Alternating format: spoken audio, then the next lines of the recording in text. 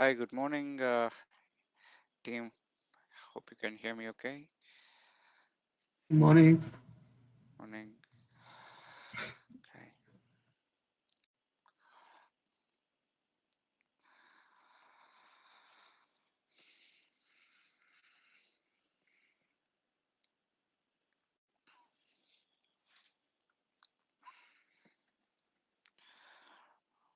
Okay. Let's.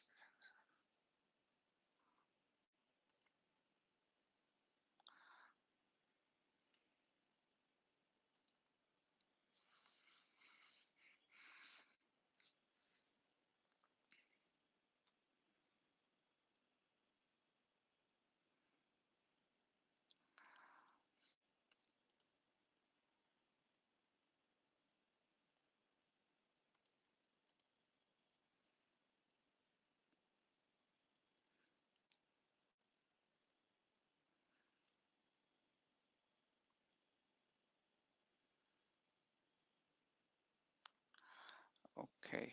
I think everyone has joined. Raheel, Dexter. Right. Okay. Okay.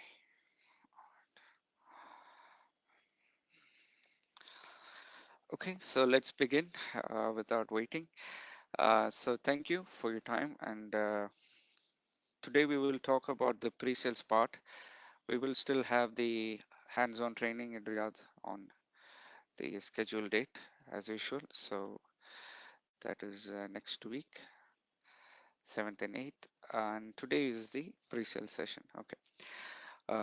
Today we will talk about cameras, NVR and VMS.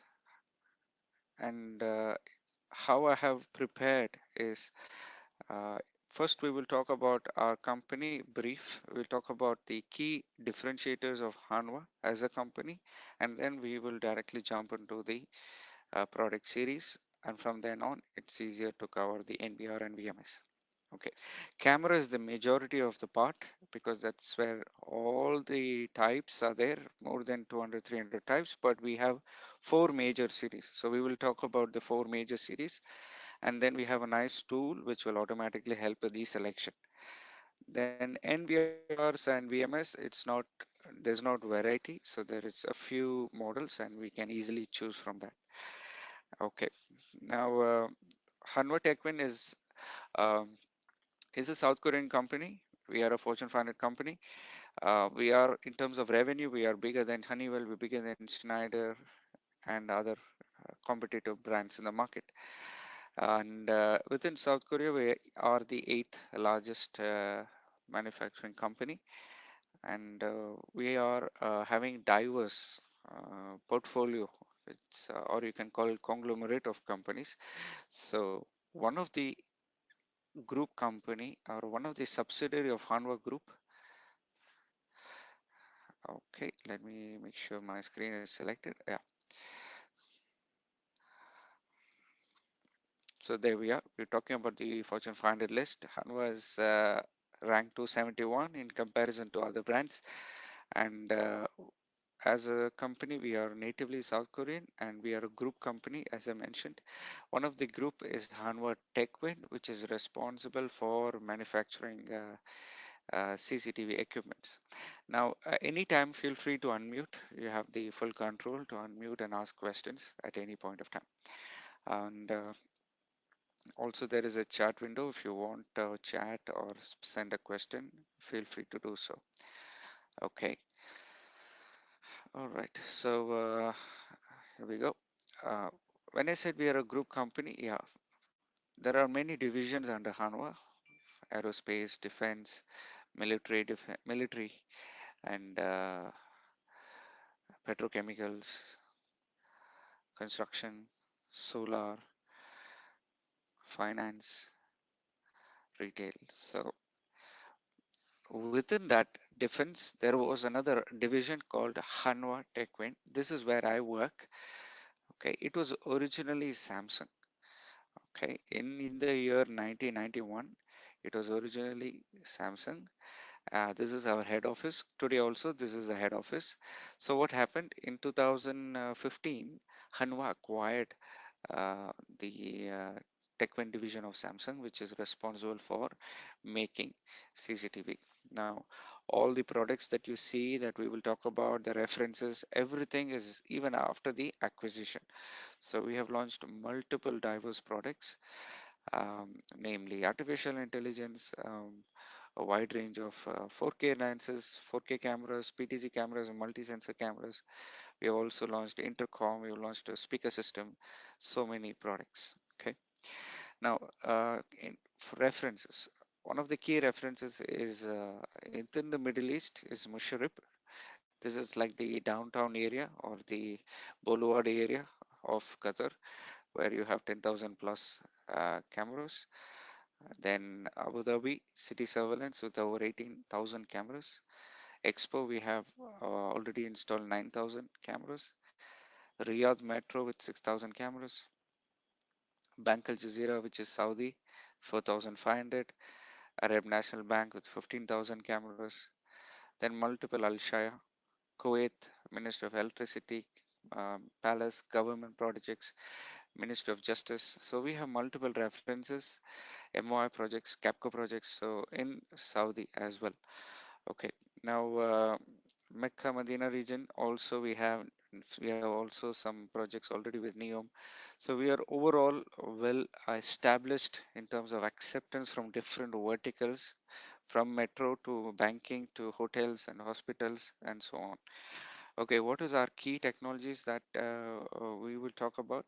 Is every product has got some kind of R&D requirement, developing the lens, developing the chipset, the software in the camera, the construction of the camera. So our key strength first is we have our own R&D. Second, we manufacture our own product. Not just the camera software we make the hardware also, and main component of the hardware is the chipset. We are developing the chipset for the camera. Just like your laptops, there are very few companies who make laptop CPUs like Intel and other brands, few brands. Same way in CCTV, there are many companies, but only a handful, maybe 5 to 6 companies who make their own chipset. So we are one of them. And we also do special lenses. Because of the defense division, we have many special lenses which is unique to us, unique to our brand. Then, of course, we develop a lot of analytics. We have our own I mean AI lab. We have our own R&D team for the analytics. So all in all, it's a well-established camera. For example, if you take any camera from Hanwha, you can activate 6 analytics minimum, and all the analytics you can activate at the same time. No processor issues, no kind of, only two at a time kind of issues. Second thing, uh, we we have multi-profile cameras. So many brands have 5 mega or 4K, but only one stream they can give. One stream. Another stream will be only half mega. For us, we can give dual stream, native stream. Why? Because maybe you are viewing 4K 30 frames, but you want to record 4K 10 frames. So we can do that. Or 5 mega 30 frames, another 5 mega 10 frames, or 15 frames. We can do that. So if you don't have it, then you have to record full resolution, full frames, or half, or full resolution, then 10 frames. So this flexibility is there. Not just 2 streams, we have 3 streams minimum. In many series like X series and P, we have 10 profiles or 10 streams. So it's a very powerful camera from the basic to the end. And all our products are factory, our own factory. We don't have a series which is from China or one series from another place. It's not like that. It's all coming from the same factory. Okay, then yeah, chipset we've been making for a long time. The latest chipset is Wisenet 7. Wisenet 5 is still used because many projects, Wisenet 5 is still enough, and it has even 15 analytics in Wisenet 5. So still more than enough for many projects. So we still continue Wisenet 5 as well as we have Wisenet 7. Okay, and okay, so not only in image, okay, and the good reason for having our own chipset is we can control the performance of the image quality, because everything is dependent on the chipset. If you want a lot of image processing and performance relation related stuff, multiple streams, doing WDR immediately at the same time, low light performance, all these things should happen quickly, and also at 30 frames, 60 frames. Some cameras have 120 frames. So all this has to be done, not only in 2 mega, even 5 mega and 4K. So all this depends on the chipset. So that is one. Second thing, compressing the image real time. Uh, some of you call it H265 plus. So all these compression standards all built in the chipset. Then on top of that, analytics. Minimum is 6 up to 15, and s- some of them even have 15 plus artificial intelligence. So all these analytics all in the chipset. So the benefit is everything is license free. You can use our cameras with all the analytics. You don't require any license for any analytics. You can integrate with our NVR VMS or any third party VMS at no additional license cost for analytics. Of course, they will charge you one camera license, let's say Milestone or Genetech, but otherwise it's okay. And coming to integration, I will be showing you some slides. Um, okay, before that, before the integration, let's talk about the WDR. We have one of the highest in the market, 150 dB WDR. Then, as I said, all the cameras are built in. If you talk about AI, that is the latest trend. In 2019, we had three models of AI when many vendors, premium vendors, didn't launch. Now we have over 50 plus models in every series.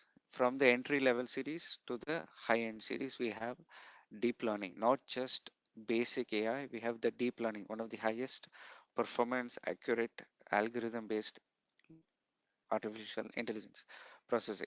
So there is machine learning, deep learning. Many brands still use machine learning, but they call it AI, which is fine. Machine learning is also AI, but it is not even 10% accurate of deep learning.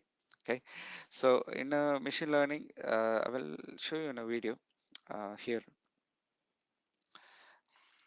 With deep learning, even if the objects are behind, behind trees, even if little object is visible, it can detect there is a car, just like a human being. You can see there is a person standing on the left of the scene. It can detect there is a person, right? If you do machine learning, if it cannot see the car clearly, it will say it cannot detect car. If a person is hiding behind the tree, it will say no person detected. Why? Because in machine learning, it needs full features: two hands, two legs, face, hair, everything should be visible. Then only it will think, okay, there is a person. So that is a very basic method. Deep learning is just like a human being. Just like you can tell there is a car behind, camera also can detect. Okay. So this is something that we do in all our AI based cameras. On top of AI, we have the standard analytics. Okay, like appear, disappear, object missing, object left behind, or you can draw a line and say someone is crossing the line, I need alarm. Okay, by the way, you can draw, let me show you quickly.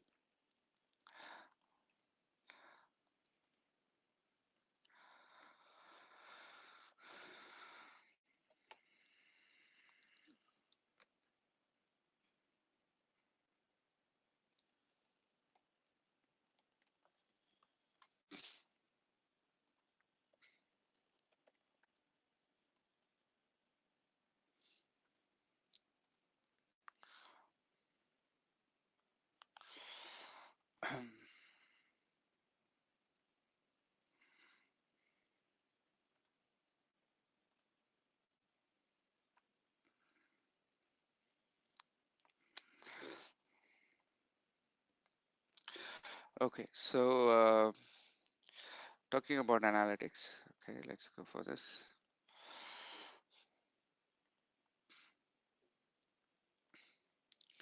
Motion detection, of course, we know what is motion detection. Now, the thing is, you can draw, if, let's say, even in motion detection, there are many features to make it as accurate as possible. You can, first thing, you can draw multiple zones, up to 8 zones. And each zone you can calibrate what is the level of detection. What is the meaning of level? That means it will measure the current movement, and based on that you can trigger. So if the movement is too much, only then motion will be triggered. So for example, this is a meeting room. There will be some two or three people all the time. So the average movement will be like it will show a graph like this. But if you want very high level of movement to trigger alarm, you can make the bar higher, and each zone you can customize the level of detection, sensitivity, duration. You can hand over to another PTZ camera. So if motion is detected here, PTZ will come here. If motion is detected at 2, it will come go there. So you can customize that. You can have okay, then IVA is what I was referring to. You can draw a line, trigger. So if someone crosses a line, it will trigger an alarm. You can change directions. You can draw multiple lines, not just one line. You can draw 8 lines for every camera, right? So that's how it's very flexible and powerful. Not only that, you can draw area and say if this is a storeroom area, if somebody comes in, someone enters, I need alarm. So if I put enter an Mr. alarm, it Samuel, will trigger question. the. Yeah, question. Yes. Just to clarify, the level of detection is like the threshold, Yeah, you can threshold say before it's gonna trigger the motion, right? the exactly Right. above the threshold, set threshold, it will trigger the alarm. Mhm.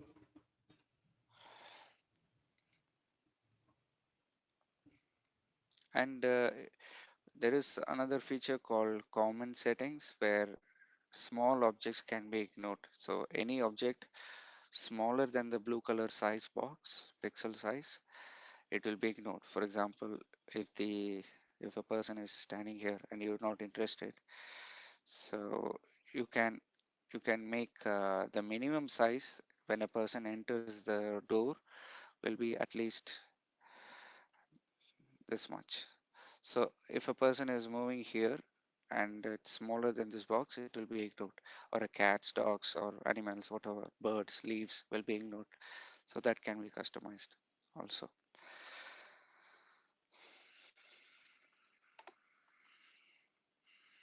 Okay. Then line, you can draw area, which is you can say in this area intrusion. If someone comes in, I want alarm. If someone enters, I want alarm. If someone is leaving the box, I want alarm. Or if someone dropped something in this area, I want an alarm. Or loitering, someone is just roaming around in that area, you need alarm. Okay, so that can be done, and you can do for each separately.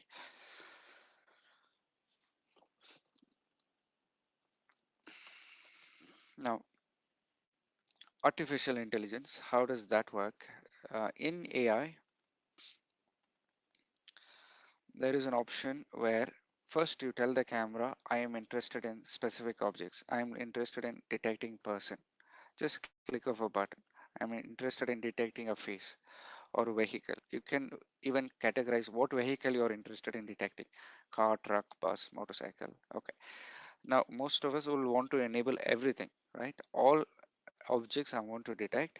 That's fine. Now, when you do this detection, you can draw a line and say this specific line, only person is allowed. So in this line number 2, person cannot cross this line, or road crossing. You can make custom scenarios.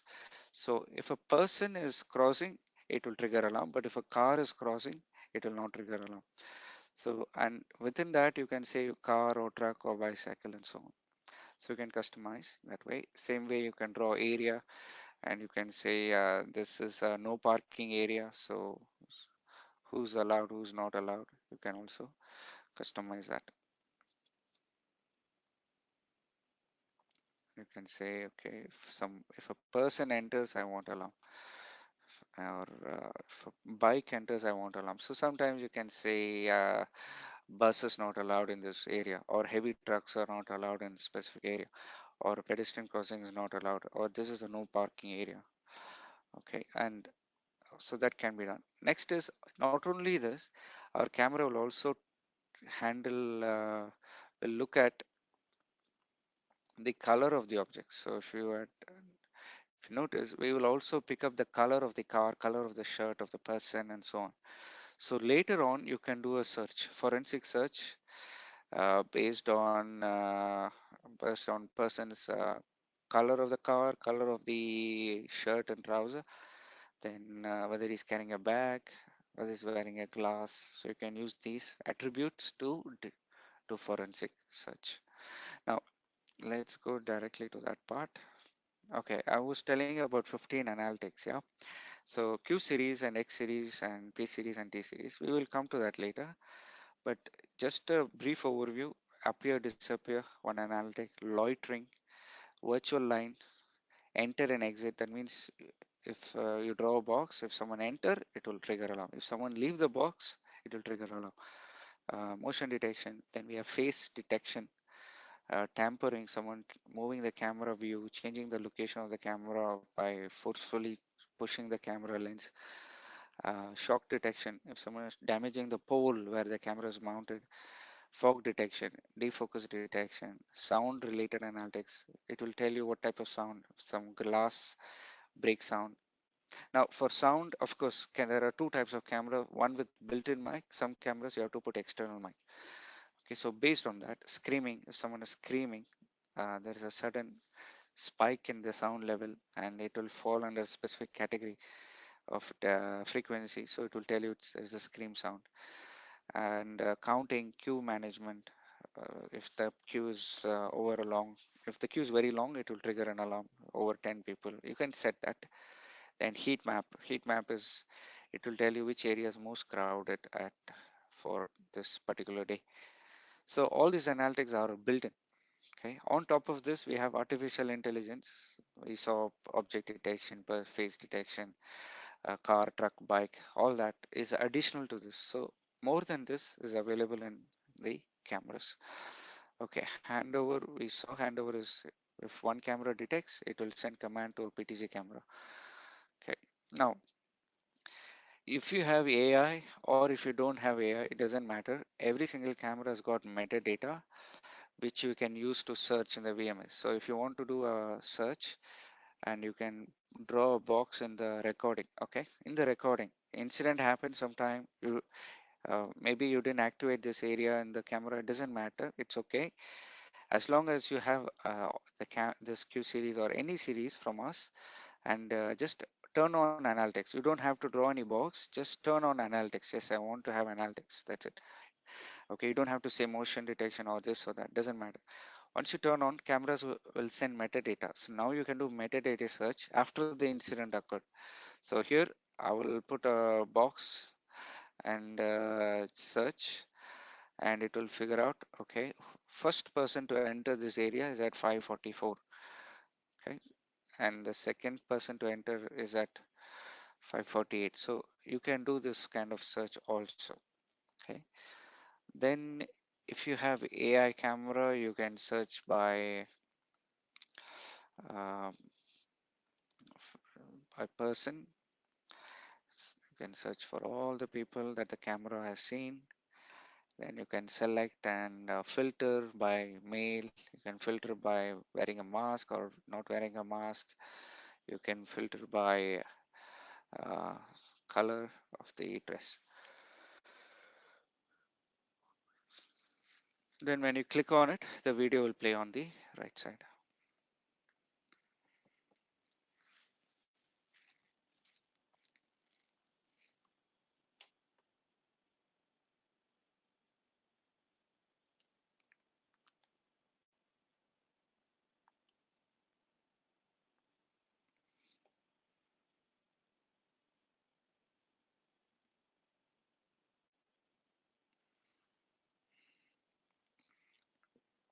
Okay.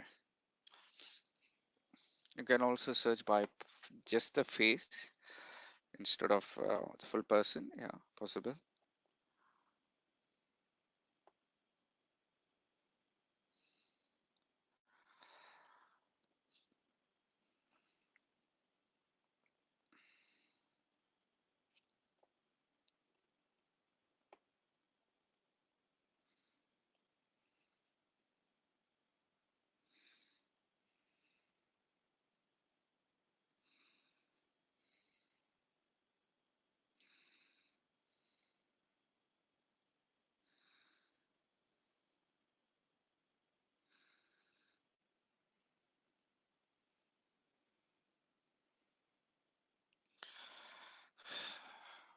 Okay, so okay, any questions up to this point on this? Any doubts? So Samuel, can you again show us how you viewed for the search for the mask? I didn't see that. Okay, Which option? for the mask. Yeah. Okay, okay. So this video was before the mask detection implemented. I will show you. Here we go. Let's take this one.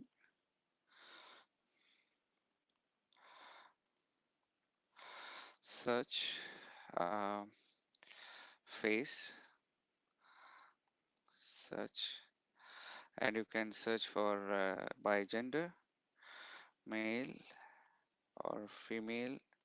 After that, you can say with. Actually, nowadays we don't wear mask, but no mask. But if you put face mask, then no one. So Okay. yeah, yeah. Then yeah, glasses and each.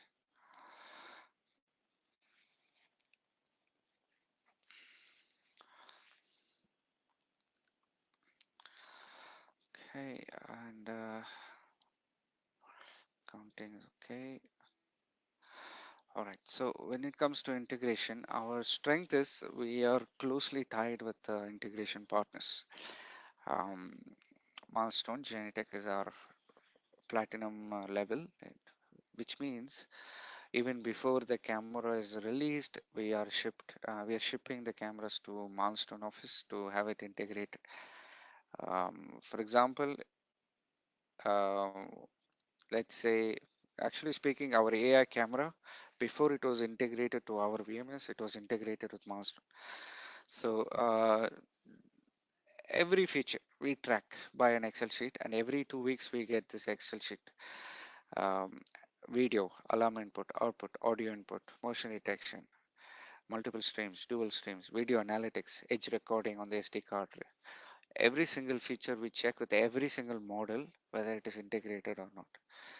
This is something we do with both Milestone Gentek as well as with other vendors. But mainly, Milestone Gentek is the globally used, and we are very active in making sure it is integrated. Okay, and every stream, every profile, we make sure it is integrated also. So this is an example in the Milestone VMS. You can select our camera. Here you can search by for AI. You can search by a car and a specific color. You can search, and the snapshot is here. You can play the video on the right side. So you can do that.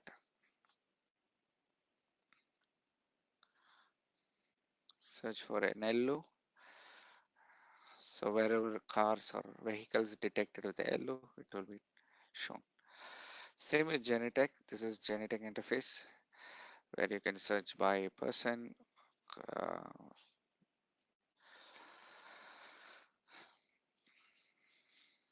wearing a specific color.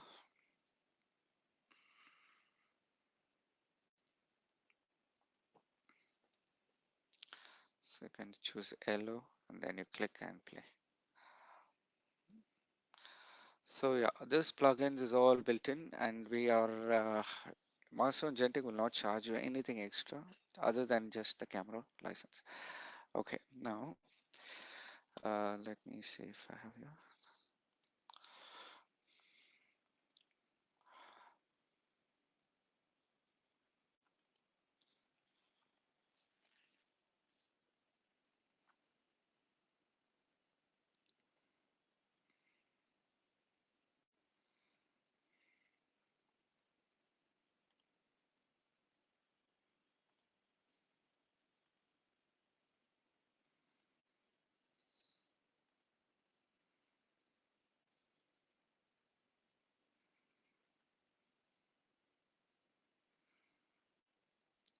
Okay, that camera is not here. Okay, let me show you the uh, 55x PTZ camera.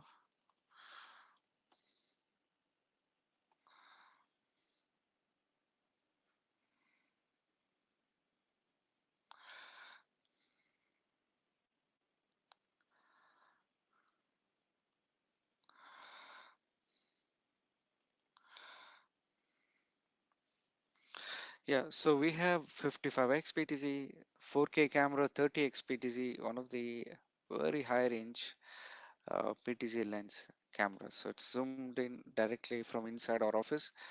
You can see. Okay, maybe after the break, I'll try to pull out the camera. Okay, then certain cameras, we also have this flexibility called PTRZ.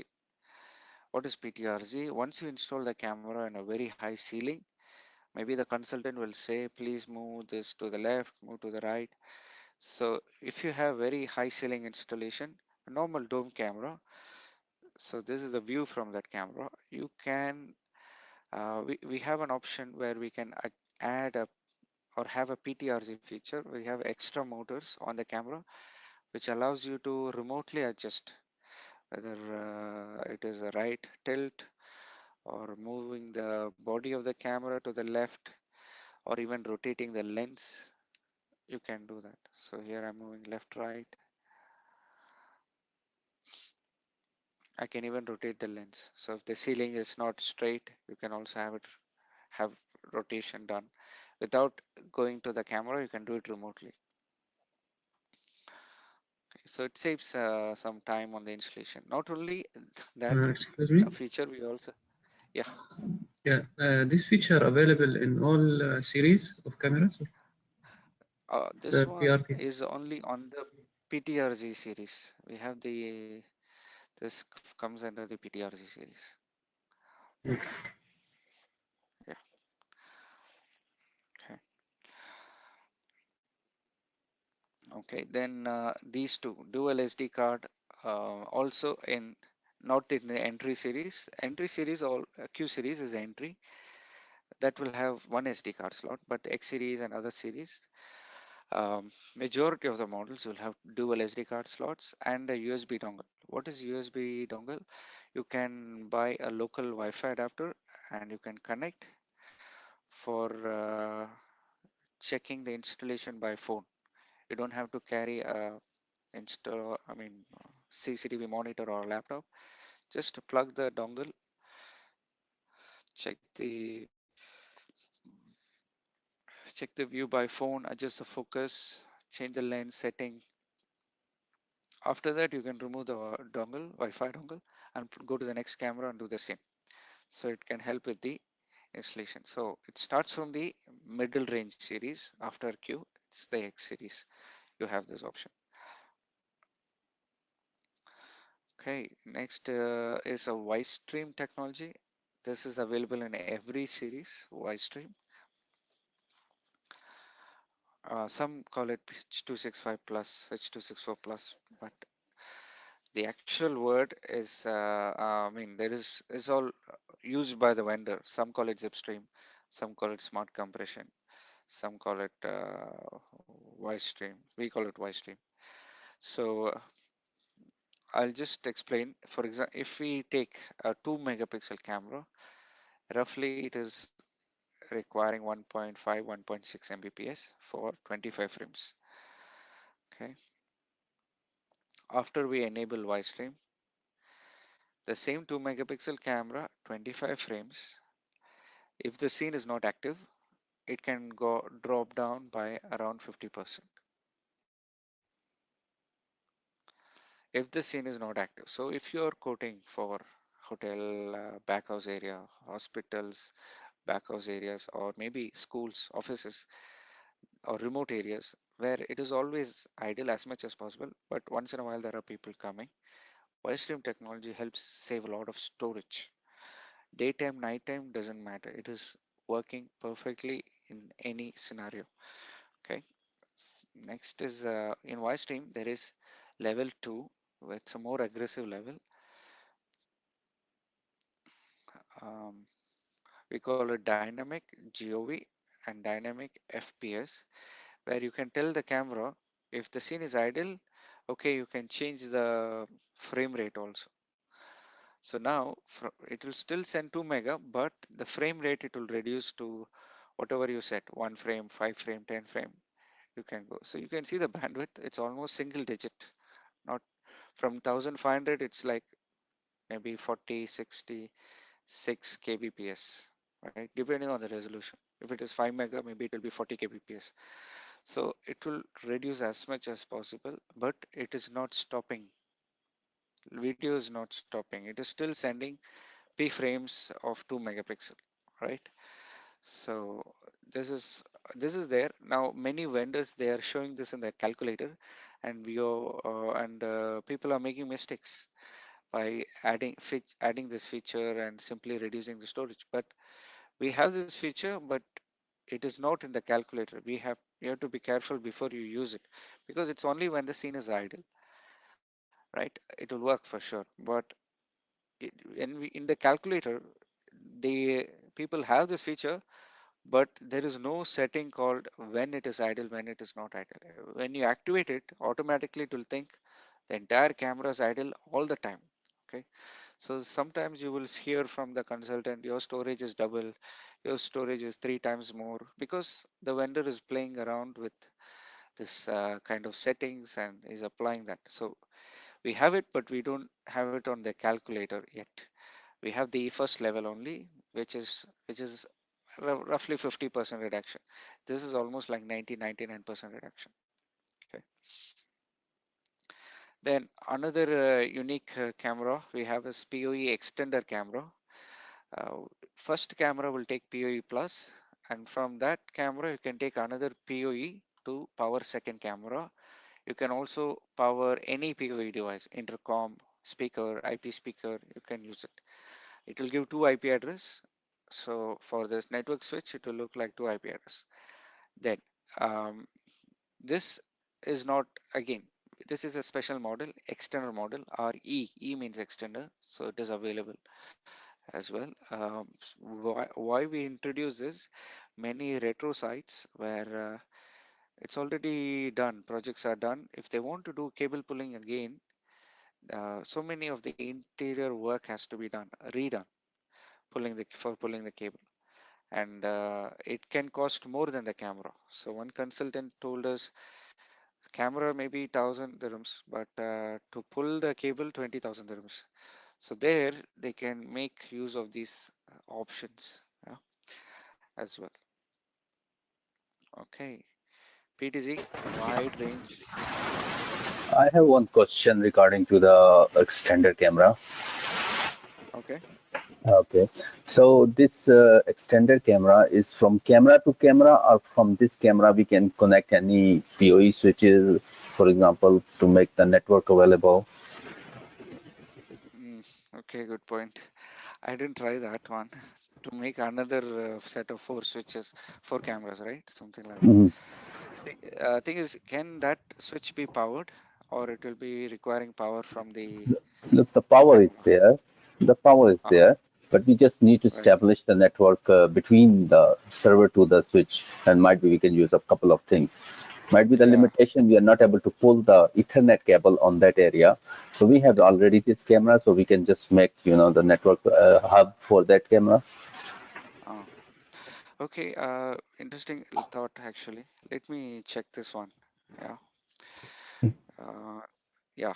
This first time I'm hearing this question. Let me check this one. Sure. Okay. Second.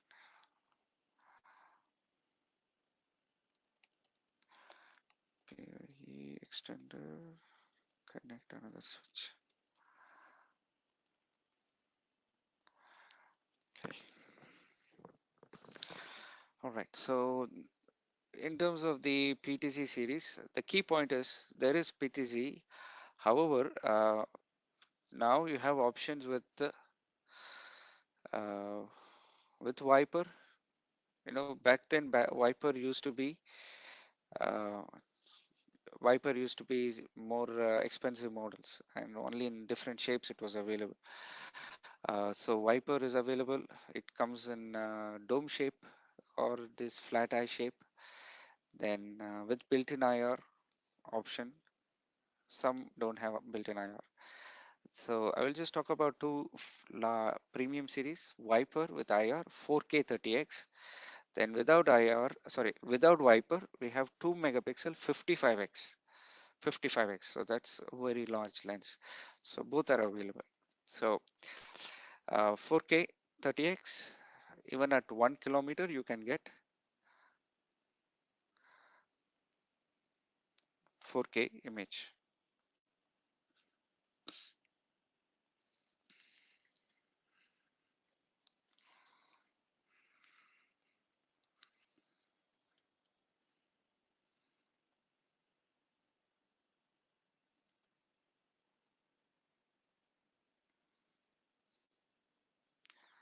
Okay, then we'll talk about a lookup feature in the new PTZ models.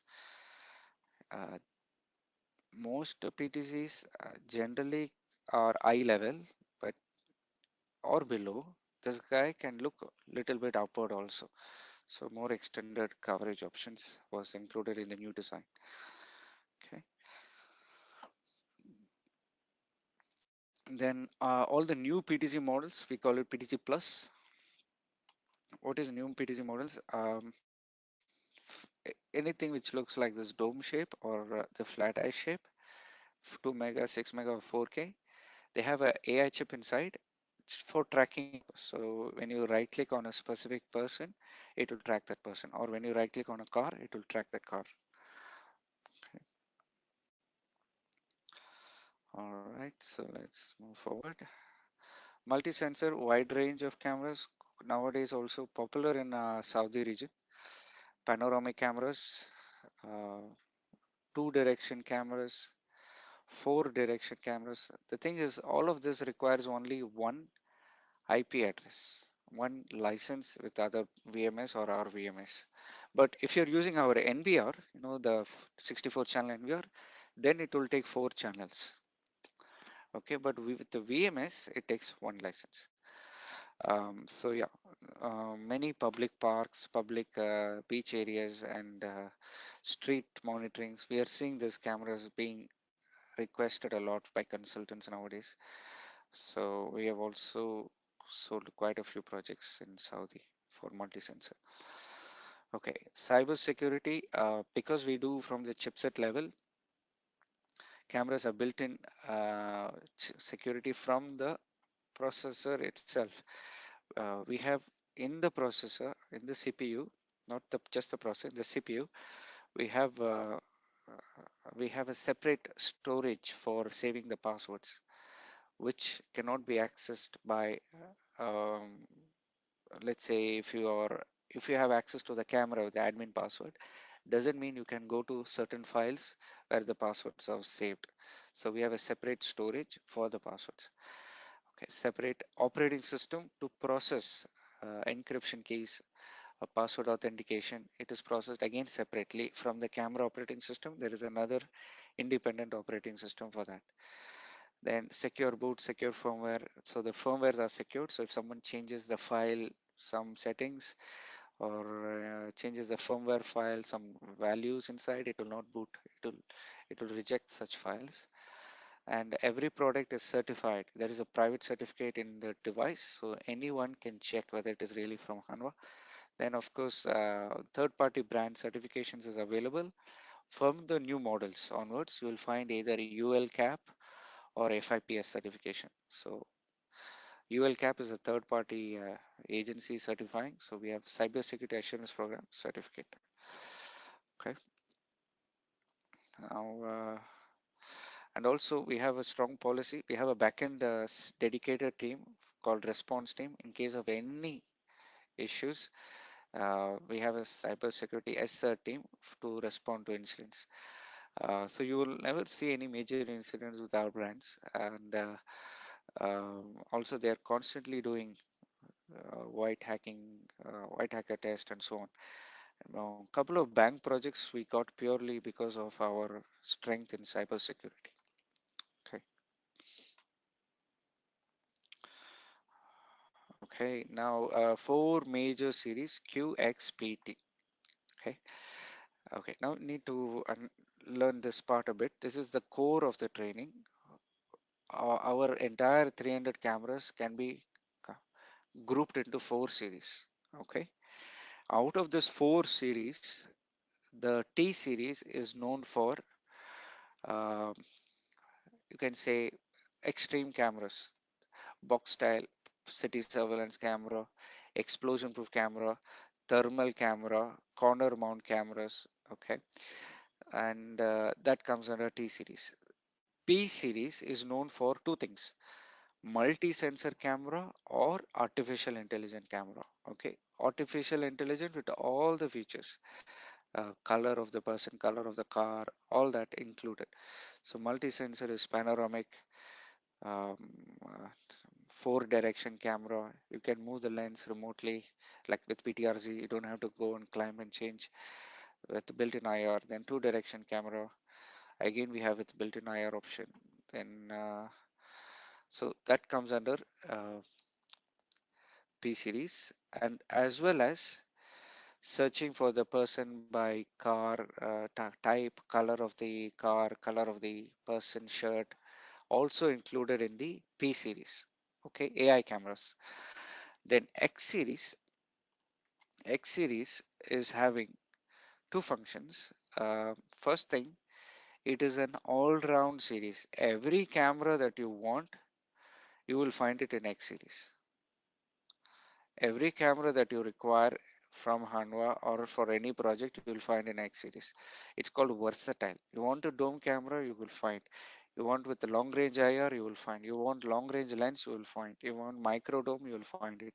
You want pinhole camera, ATM pinhole, stainless steel, you will find. Okay, so bullet box, all varieties are there. There are five major varieties: stainless steel variety, transportation variety, then the standard dome box variety, light version of X, and low light version for low light areas, so where lux level is less, so we have a special sensor and lens for that. So whatever you want, you'll find it in X. Okay, then under X you will also find AI option. Just like P series also has AI, X also has AI. Okay, but X AI will detect person, color, truck, car, all that is okay, but without color. X AI, X series AI camera will detect person, detect cars and all that, truck, all that is okay, but it cannot detect whether the person is wearing a red shirt, whether the person is wearing a color black shirt, whether the car is red or black. That extra detail X series AI will not do it. Okay, so that is X has two options: without AI and with AI. The with AI, without color. Now we have under X core and plus, this one we don't have to worry. There is no difference in analytics at all. Both are same. Both are same set of analytics. Only you will find X plus is having a, extra SD card, extra lens options, long range lens. That's what I said. Under X, anyway, it all comes under X. Okay, so you can call it X plus, you can call it X stainless, X low light, X light. So it all comes under X. X is your versatile series. Okay, and X for sure have 15 analytics. And if you want with AI plus AI, 15 plus AI. Okay, so that is X series. Then Q series. Okay, Q series is your typical camera. All the dome, bullet, standard lens, standard IR range, standard shape, you will find. You cannot find pinhole camera or multi-sensor. You cannot find here. But even in Q, we are going to launch in 2-3 months with AI feature. Okay, so what does it do here? It will detect person or car, but it will not tell you whether the car is a bike or a motorcycle. It will do deep learning as per, I mean, for the person or car. So you can draw a line and say person allowed, car not allowed. Still you can do that using deep learning, but it will not tell you under vehicle whether it is a car or a truck. That extra attributes is not there. Then of course color detection, that is not there. Okay, then Q series has got 6 analytics: motion detection, tamper detection, line crossing detection, virtual area, who's entering, who's exiting, intrusion. Some cameras are counting. So this is the basic series. It has got all. We used to have L with 2 analytics, but it's not there anymore. Okay. Okay. XND. Okay. Every camera that you find from us will have 3 letters and then a bunch of numbers. 3 letters and a bunch of numbers. Okay. The first letter will tell you which series it is. If it is X series, you know it will have 15 analytics. If it is P series, you know maybe it is multi-sensor or it is having AI analytics. If it is Q, you know it is some basic camera, but still it has 6 analytics. So that first letter is very important. That is what we have to decide. Rest of them, we have a toolbox to do it. But we will go through once. N is for IP camera. You don't have to memorize. D is for the shape. The shape can be D for dome. B is not for bullet. B is for some box. So we use O for bullet. Okay, outdoor. O for bullet. Then okay, first digit. First digit. Again, remember, first digit is for resolution. Again, 6 is not 6 mega. Again, this is something you have to keep in mind. What you have to keep in mind is first digit is for resolution and 6 is not 6 mega. It's a common mistake, so that's why I'm stressing on that. It's 6 is actually 2 megapixel. So 6, 7, 8, 9, 2 mega, 5 mega, 4K. More the number, more the resolution. Second thing, 2 digits, not single digit. 2 digit is for lens, because PTZ camera 55x, so it will be written 55, 55, 655. That means 55x PTZ. 08, 08 means adjustable lens. 01 fixed lens. So this is something you don't have to remember. You just have to know 2 digits are used for lens. Then next last digit 0. Okay, there are many versions available, especially in the X series, but you have to remember one point very clearly. Start with version 0 as much as possible. Okay, unless and until version 0 is not available, then you can go for version 1 or version 2. Okay, now version 3 is all AI cameras, so version 3 you don't have to use unless and until you want AI. Again, like I mentioned, you can select AI using the toolbox very easily. You don't have to memorize version numbers. The only point you have to keep in mind is version 0 is for the entry model, the most compatible basic model with all the X series analytics, lenses and resolution. Okay, so that is what we generally select. But 1, 2 is not a replacement. It is a special customized model. So sometimes you will simply increase the price. Maybe you don't need it. Okay, so that's why you can avoid quoting that unless and until someone recommends it to you. Hi Ziad, you have a question?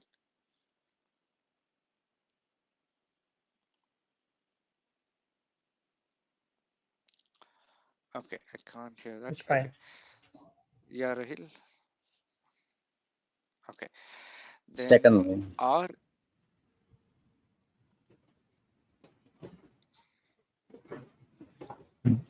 Sorry, what was that? By mistake, I pressed that one. It's okay, no problem. Okay, next is R is for IR. Okay, R is for IR. Now we can have additional feature. Again, this remember this point. You can keep adding more. RS, S means stainless steel. RE, extender camera. RZ, PTRZ feature. So this additional feature you can just add by this extra letter. So we'll see here XNP. XNP means X series, IP camera, PTZ camera, 2 megapixel, 32x with IR and external housing. So okay, now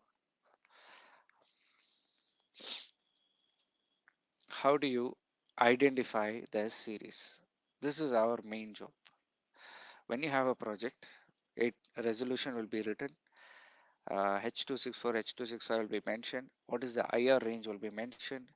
what is the lens requirement will be mentioned, how many analytics are required will be mentioned, and whether it is indoor, outdoor, and shape also is mentioned. Now, based on that, we have to decide whether you want Q series or X series. Rest, we will use toolbox. First job, if the camera required is 5 megapixel, you can stick with Q series. If the camera required is 4K, at the moment Q series does not have. So you have to go with 4K X series. Maybe in a few months we will have it for sure in Q. But for now, if you need 4K, you have to go to X series. Okay, WDR. All the cameras are true WDR. We don't have this electronic WDR concept. Everything's true WDR. But if you need more than 120 dB, you go to X series. Okay. H.264, H.265, all of them are the same. IP66, all same. X series has option IP67. Okay. IR range up to 30 meters, up to 30 meter IR. Q series is okay enough. If you need more than 30 meter IR, you switch to X series. Same with PTZ, 100 meter IR is okay, but if you need more than 100 meters, we switch to X series, up to 500 meters and all that. Okay. Lens, standard lens, 2.8 to 12, 3 to 10 comes under Q. But if you want 5 to 50 mm, 5 to 60 mm, 55x PTZ, 40x, right? Above 30x PTZ, you will find in X. Above, 12 mm, you will find in X. Okay. Okay. Now, if you want 5 megapixel with 50 meter IR, you go to X because IR is more. If you want 5 megapixel with IP67, again you have to go to X. If you want 5 megapixel with maybe some more analytics like uh, fog detection or handover or sound analytics or object removed, appear, disappear, or if you want with AI, you go to X series. Okay. If you want the basic analytics, motion, tamper, defocus, intrusion, crossing the line, zone crossing, enter and exit the zone comes under Q series. Shape wise, both of them are almost same. X series, you'll find pinhole camera for ATM, stainless steel shape camera and all that. Okay. Then P and X, very simple. P is known for artificial intelligence, color detection. X series also has artificial intelligence, but this color of the shirt, color of the car, not there. Okay. So that's the main difference. Second thing, multi-sensor, 4 sensor, anything more than one sensor, you have to switch to P series. Okay, so now let's take a short break and then we'll come and do. Okay, let me just show you one more point. Yeah, so we'll come back from break and we will do the toolbox, Hanwa security, and we will do the toolbox. Okay, how to use the storage calculator and tools for selection and so on. Okay, so let's take a break.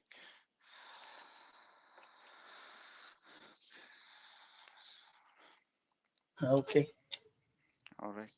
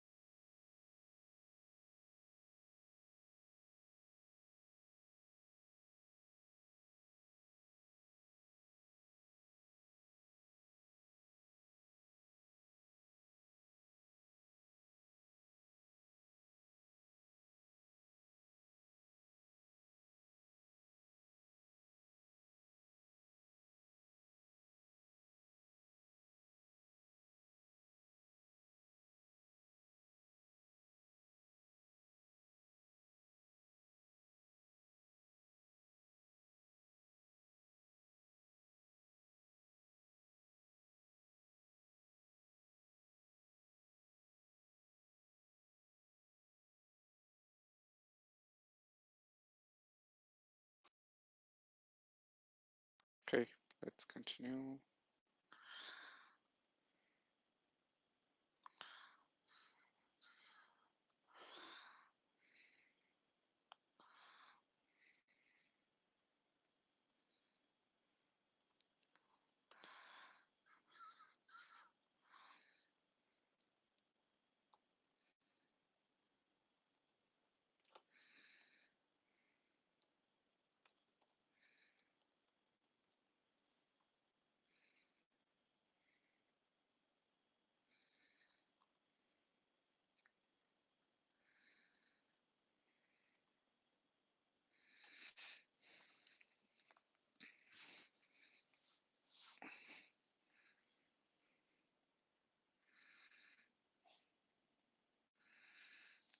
Just a second, let's start in 2 minutes. 1 second.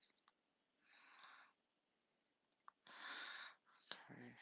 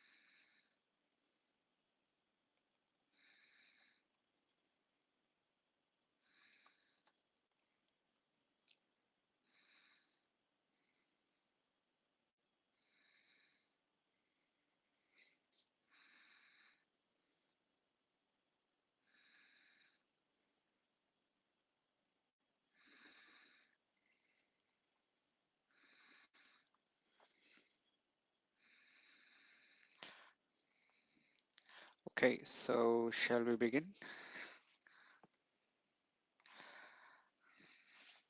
Yes, please. Okay.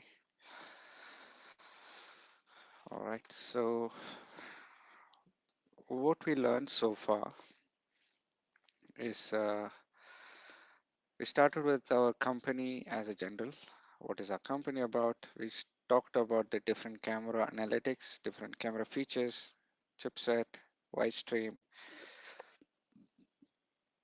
Then we compared the series Q versus X versus P. T series is for thermal and so on. Now, how to find information about these products, how to select the products accurately. For this, we rely on our website and we have a tool called Toolbox Plus. Okay, if you go to Google and type Hanwha security, you will land in the Google search with the first option, global leader, Hanwha TechVent. So go for this global website. You may find without the dash, Hanwha dash, and without the dash. Without the dash website is from US. So they have certain products which is only sold in the US region to handle certain areas within that. For us, it's the Middle East and Asia. We come under the global website. Okay, we have certain temperature requirements. All that falls under the global website. Okay, so let's go to the global website. After that, as you land, there are a few pages which are important.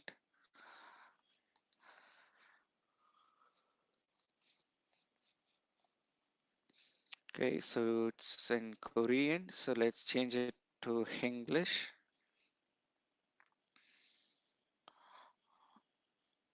Okay, once you land here, the first thing is Toolbox Plus. Okay, Toolbox Plus. You can see on the corner or under support, you'll find Toolbox Plus. Okay, or under products, you'll find Toolbox Plus. You will find it almost everywhere you go, you'll find this option. Okay, under products, there is also product naming rule. When you click on this, you will find uh, what is the first letter, what is the second letter, third letter, and one by one you can find. Same for recording and other things. It's not very critical. Let's go to the second one. Under support, you will also find data center catalog. You can download a copy and keep for your personal reference. The catalog. Okay, so product portfolio download 2023. So this one I usually keep a reference. If you want, you can also download later on and keep it with you. Okay, so it has the full details. Where is that? Okay, let me open it. 2023.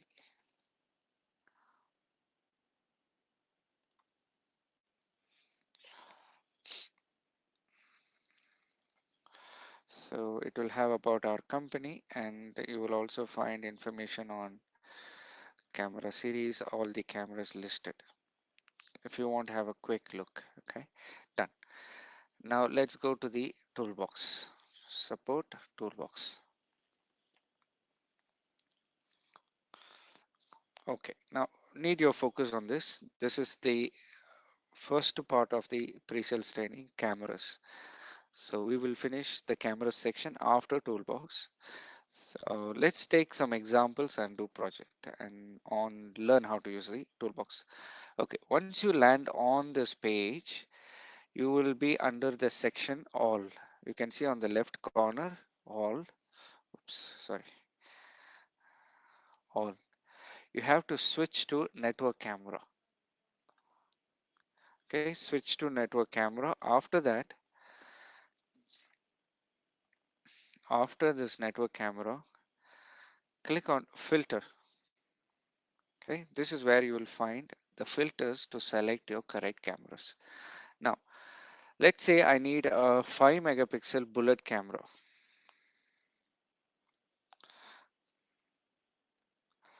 5 MP bullet camera. Okay, I can start with Q bullet camera 5 megapixel and some more options. I want adjustable lens. Keep scrolling down. Motorized varifocal lens. Then I need with IR. Okay, done. Close. You will find the model number already selected for you. Add it. The same thing if you want with dome, you can select dome. But in dome, there are two options. Okay, what you do here, select both, click plus, plus, add both. After that, go to the right side, click on the square box, checkbox, and then click on the compare button, the weighing symbol, weight scale symbol. Okay, balance some. Okay, click on this. Now you can compare between these two model. What is the difference? The difference is first model has 30-meter IR, second model has 20-meter IR. First model is IP66, second one is not IP66. So if you want indoor camera with 20-meter IR, I will take the first one and forget the second one. All right, next.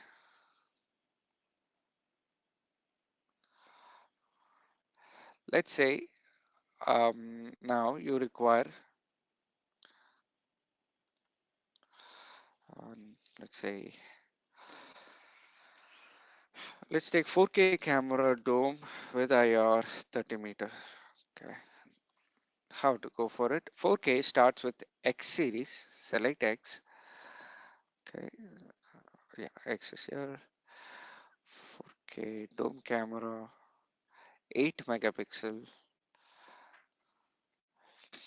adjustable lens with IR, and I need 30 meter. So you can even move the IR range 30 meter.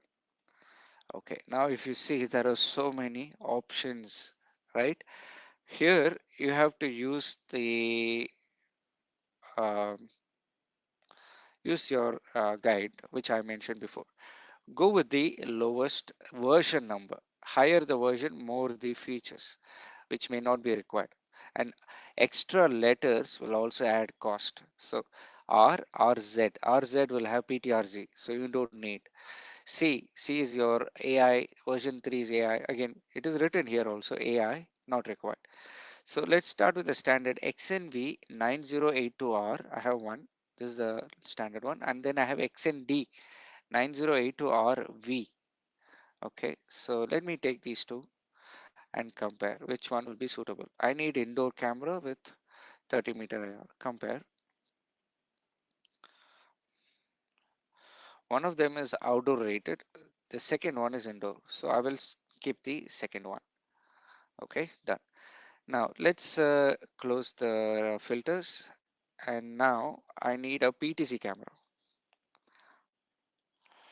PTZ cameras with 50, let's say 40x PTZ. I need IR, and yeah, that's about it. 2 megapixel. So select PTZ 2 megapixel with IR. For PTZ, you go with the lens.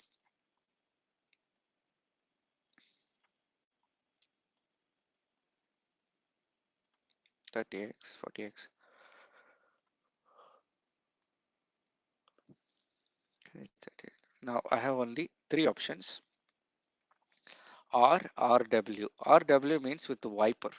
Okay, you can add both and compare. So here, when you compare, you will find it with built-in wiper, without wiper. So rest everything is same. Okay, so I go with the maybe wiper is better. Okay. Now let's go with the next option. I'm looking for, let's say I need a multi-sensor camera.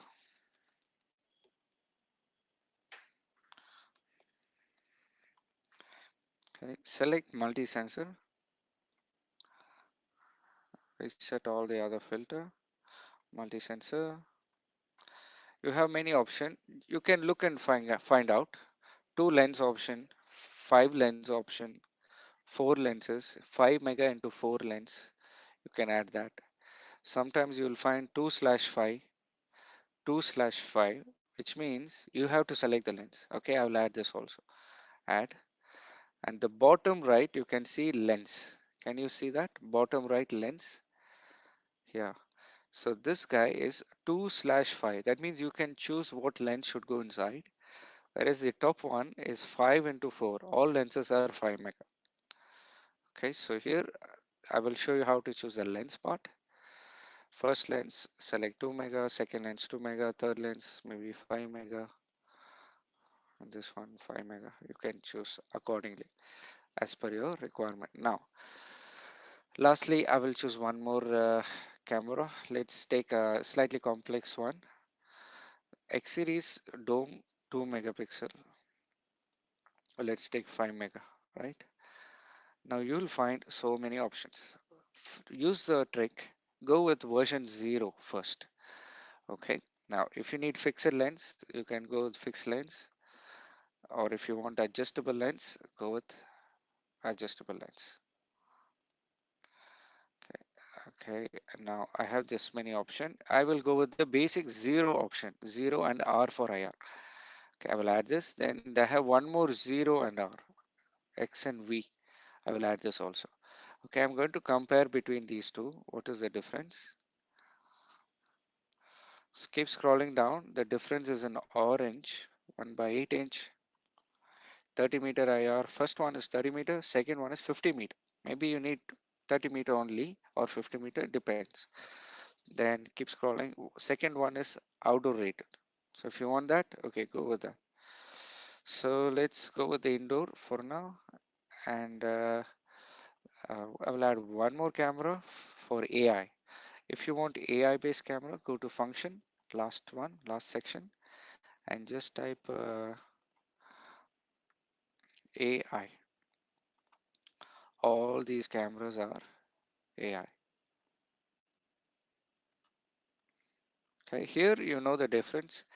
X, there is X is having can detect person, car. All the X will do deep learning, person detection, car detection, face detection. But P series will do more. It can do color of the car, color of the person, right? So that's the difference.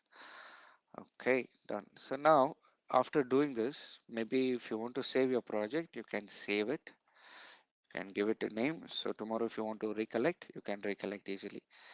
Save and save it. It will be saved in your downloads. If you open it, all the selection will be opened without having to redo the selection. Now, from the right side, you can find for each camera field of view, FOV. You can check the field of view. This is a different topic, but you can see how many pixels you will get when the person is at a certain distance. You can adjust the height. You can check the guide. 250 is identification. Then you have accessory. Accessory is for checking whether you need a wall mount. So I will take a wall mount for a PTZ. Click on accessory for the PTZ. Okay, click and then select the type of mount, wall mount. Wall adapter has been selected. Okay, you need for the cameras. Okay, done. Next for the pen PTZ camera, sorry, multi-sensor, I need a pole mount. Okay, so all the adapters are selected automatically. Okay, done. Now click calculate to do the storage calculation.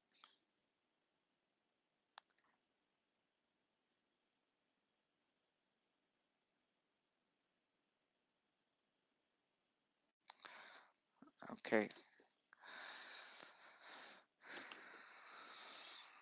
Now once you're here, change the quantity of cameras. Okay, this you are aware, most vendors will do the same style. So you can find it's not that different. 100 cameras. So I have now too many cameras, 700 cameras, but channel is more because I am using 4-channel camera. So if you're using NVR 64 channel, each multi-sensor will take, if it is 4, it will take 4 channel. Okay, but license wise, it will be the same quantity of camera license. If you're using Milestone, Genetech or any VMS, license is 1, but if you're using recording, it will take a capacity of 4 cameras. Okay, that's why it is separately shown. Okay, so now let's go forward. Um, our NVR, it does not require license. Okay, because it's already 64 channel NVR, so it can add 64 camera. We have 300 channel recorder also with VMS.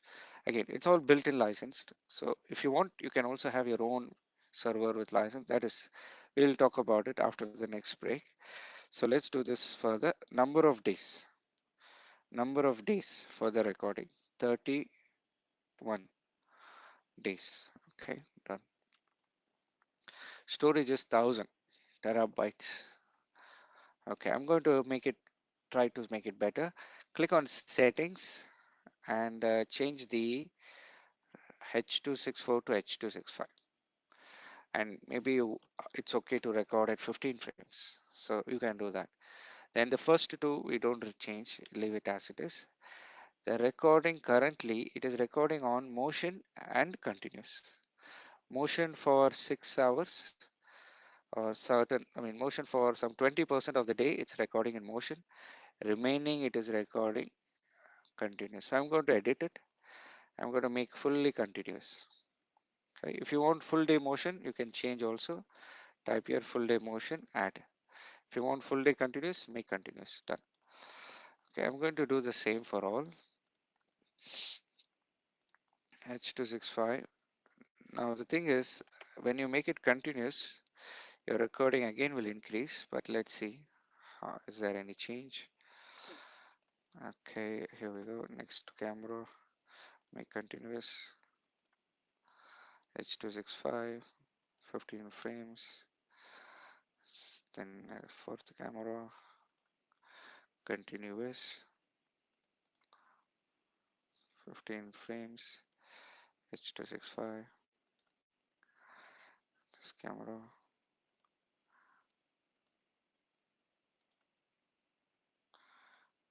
H265, apply to all. Okay, this is a multi-sensor, so 4 channels. I can apply to all, then only change the frames. So resolution and codec. Codec has been already updated. When I clicked apply to all, done.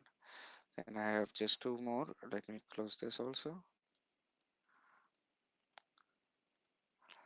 H264, 15 frames. So storage is still 1000 because I am changing the recording parameter to continuous recording. So almost 8 from 11 to 10 a.m. It's recording 11 hours actually continuously every day. So on motion that I'm changing it to continuous. So after changing, the storage has not changed. Okay, so now this is fine. This is your final storage. Okay, now here you can enable wide stream. Some areas, backhouse areas, if their cameras are not expecting a lot of motion continuously, you can make it continuous, apply to all. Wide stream, make it medium, apply to all. Okay, so when you activate wide stream, you can see the storage starts to drop. Okay, you can apply that. Now done. Now click on the report. You can find the report with the logo. You can upload your own photo. You can edit all of these details, change the date and so on. You can add this. Your lenses are here. Click on bandwidth. You will find the full bandwidth report for each camera. Each camera you'll find how much storage, how many days, total number of storage, total bandwidth, and so on. If you have NVR and other things, it will be mentioned here. You can upload, you can see the accessory. So each camera, what is the accessory, model numbers. Uh, then, yeah, you can save it for your future reference. Next is, we also have mapping option where you can upload a map for coverage drawing. So let's say, Question? yes. Yeah, for the Y stream level, uh, what should we usually use? Because there are levels that are shown there. True. So there are 3 levels that are shown. So if the idle scene percentage is low, so if you're saying it is maybe only 10% idle per day, low means 10% idle. Um, for example, maybe 24 hours, 10% is 2 hours per day. You can expect the scene to be idle. You can put low. If you expect the scene to be idle 30% of the day, medium. If you expect the scene to be idle 50% of the day, 12 hours working, 12 hours, office is closed, you can go with high. Yeah, of course, if it is idle 24 hours, and then we don't have that option where in that case, what you do is put motion based recording or something. But low means you can expect 10% savings, medium means you can expect 30% savings, high means you can expect 50% savings. So that is the criteria for Wisestream low, medium, and high. Okay. Now, I was trying to upload a map here, and you can upload a map. You can put demo floor map. Where is that? Here. You can add first floor, and you can give only one dimension. Maybe take any door. You can say this door is 1 meter. Done. So this map is calibrated. You can drag and drop your camera here. I have a dome camera. Let's take a 4K camera, and can it get identification from the person at the door? Height of the camera, increase the focal length, tilt the camera, increase. Okay, so if any person entering through the door, I can get 200 pixel, 500 pixels identification. So this one camera is enough for these two doors. Okay. If you make wide angle, maybe you can cover the other side door also.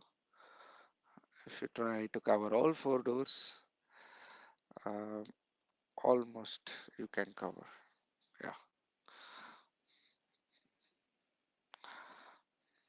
All right. Then this also you can take a report. Okay, so this is your toolbox. Now we will see how to do recording. We have done the major part, that is the camera selection. Okay, now comes the recording. Recording, there are two types of recording. We have the NVR, XRN, N means NVR, then we have servers. P means Windows based servers. First we will see NVRs. Okay, how to select the number of NVR for your project. NVR, N, maximum 64 channel. Windows based servers, you have 128, but you will also see soon PRO, which is, you will find it as 360 channel. Okay, now let's see here N. I have 1000 cameras, but okay, it is good to go with Windows based because 1000 camera. But for the sake of today, I will start with the NVR first. Okay, under NVR, you will find XRN and you will find PRN. Two series you will find in 64 channel. Same 32 channel, you will find XRN, PRN. When you go to 16 channel, you will find XRN, QRN. Q series also you will find. Okay. You can forget about L and T. These are not used. So forget it. QXP. So maximum channel in a Q series NVR, okay, is 16. You can connect any camera series to any NVR. We don't have that limitation. You can connect X series camera to Q series NVR, Q series camera, X series. It's okay. That's not the criteria. Within NVR, we have three series, Q, X, and P. Q is maximum 16 channel. That is one. Second, it has a letter S. Letter S means, if you do a quick comparison, you will see here, it is written, let me remove the camera, with PoE switch. That means it can power, it can give PoE to the camera. 16 cameras, this letter S, it means it can give power to 16 cameras. Built behind the NVR, 16 port PoE switch is there. Okay, so that is one. Okay, so here I'm not going with this model. I'm going with the 64 channel to start with. Now under 64 channel, you have to decide which one is better. Okay, X or P. I will give you the first comparison between X series and P series NVR. Okay, okay. The hint is we use X series for all the projects. 99% of the projects. I'll tell you why. Okay, if you do comparison, X series NVR is your most versatile series from 4 channel to 64 channel, you will find. And under 32 and 64, you can find two options: storage, 8 hard disks, 16 hard disk slot. Okay, it's only slot. We are not including the hard disk. Hard disk, we have a recommended guide list. We will also see how to select it. It has to be locally sourced. Okay, back to this. 8 slot. If you're recording 30 days, 8 slot is okay. If you're recording 90 days, 100 days, 120 days, 180 days, 16 slot is better. Okay, next. Um, we have 4 channel in X series. 4 channel. Even Q series has 4 channel, 8 channel. But X series will have more hard disk option. Q series will have one hard disk or maximum two. X series will find 4 slot, 2 slots, more PoE power supply option, and so on.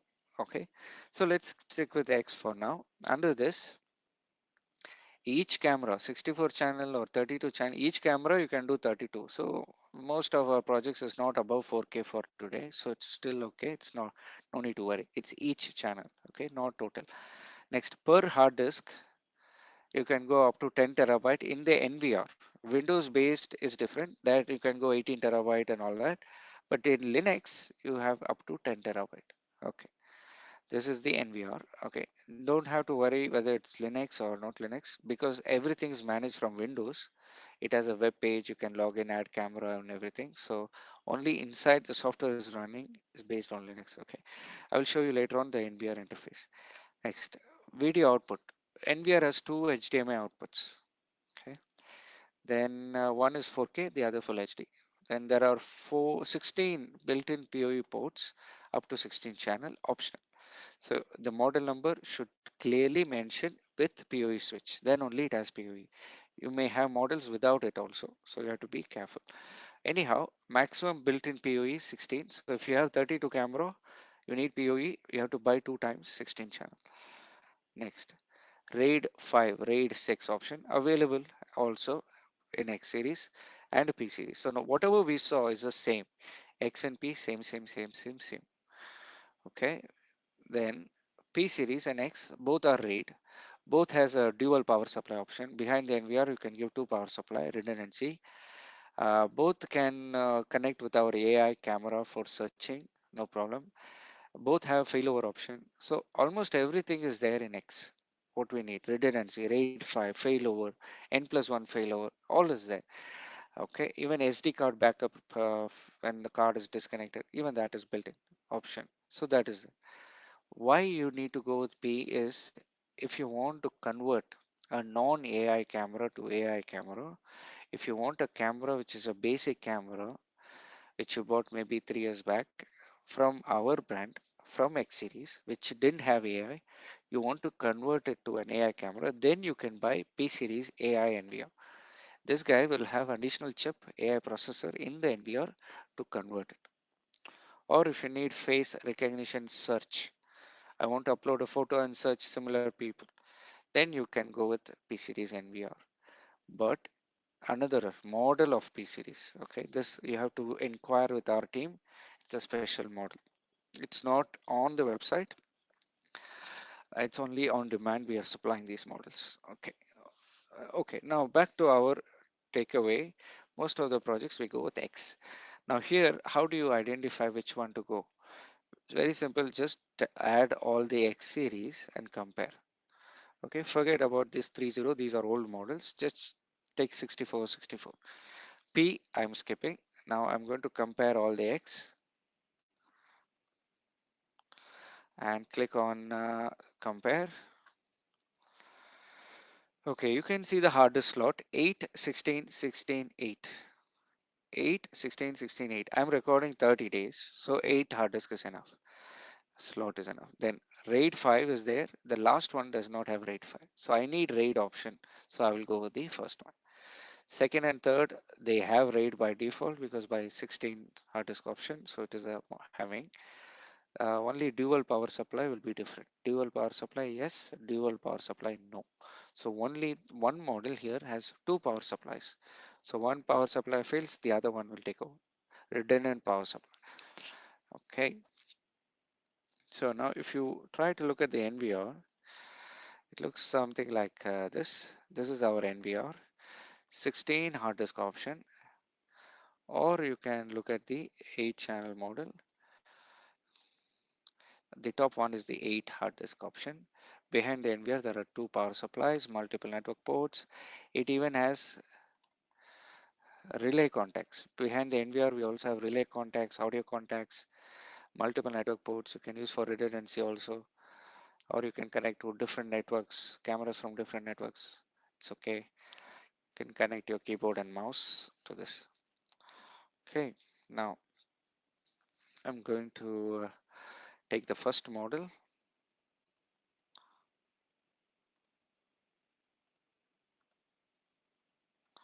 Now click calculate, click NVR, check the channel 64, only one quantity, so I need to increase this till the exclamation mark is gone. Keep adding. Okay, it's gone. Then storage, not enough. Increase the storage size. Maybe try with 6 TB. Still not enough. Try with 8 TB Okay, done. So now you need each NVR, 17 NVR, 7 hard disk you need for each, 8 terabyte each.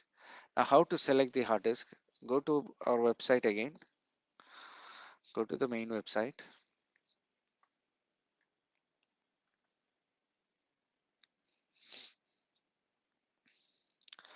Okay, change the language. After that, go to support data center HDD compatibility. So just watch this again, support data center HDD compatibility. Support data compatibility. Think of it this way, everything under support and under data center is everything there. Okay, compatibility.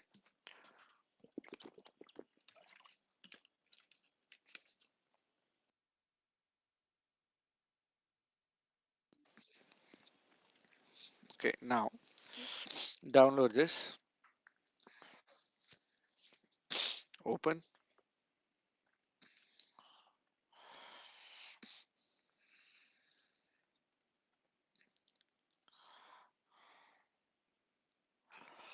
Okay, now I have here my NVR selected, XRN6410RB2. We have in this list, we have here all the NVR models are listed, and which hard disk is supported is also listed. So you can find here all the NVR DVR model, hard disk option, model number, size, all that is there. Okay, now I'm going to search Control F, XRN 6410 RP2, right? So I need this model.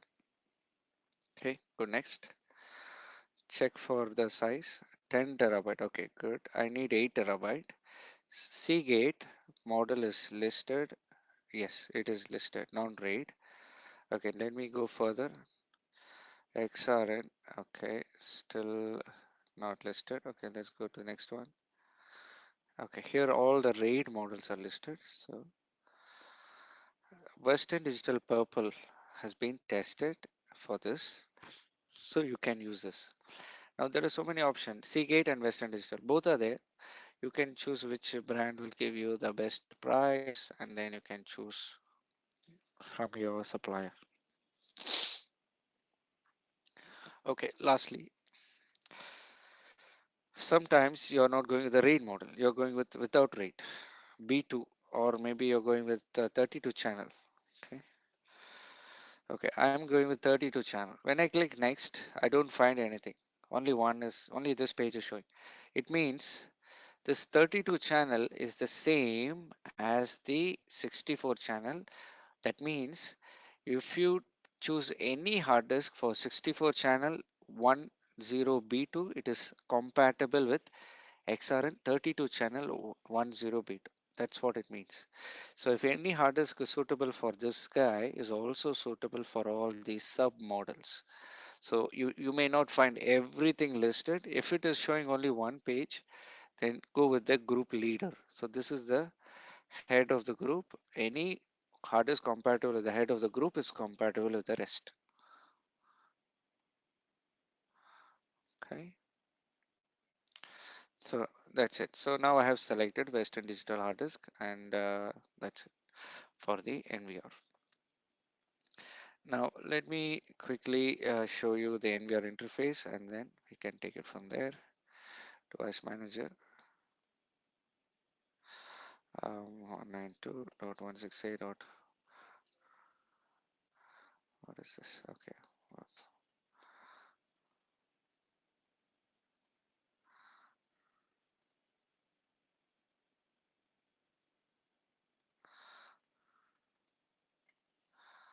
dot 219.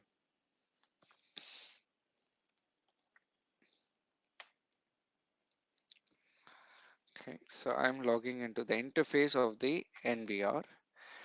So NVR looks similar to I'm logging in from where a Windows PC. I'm logging in through a web browser. You can connect behind the NVR. There are two HDMI ports. Okay, you can also directly connect behind the NVR and you will get the same interface. There are two HDMI ports here. You'll get the same interface. Now here we have option to do search, artificial intelligence search. You can add cameras. You can do camera export. Export option is there. You can do manual recording. You can change the layout. You can have other options also. Statistics. Click on setup. You can click auto detect and you can add any camera. So let's say I will add one camera. Done. Apply. Okay. You can also add our camera or third-party camera. It is okay. You can add, let's say, on-with camera. You can add RTSP camera. You can add.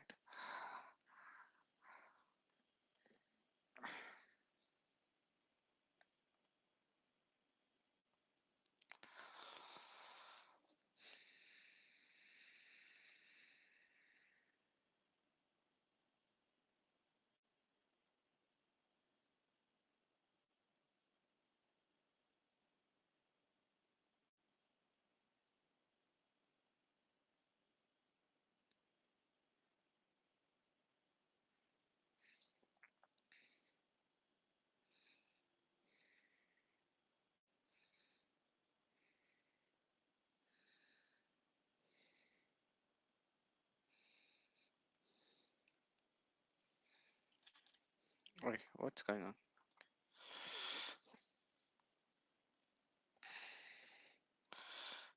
Auto detect.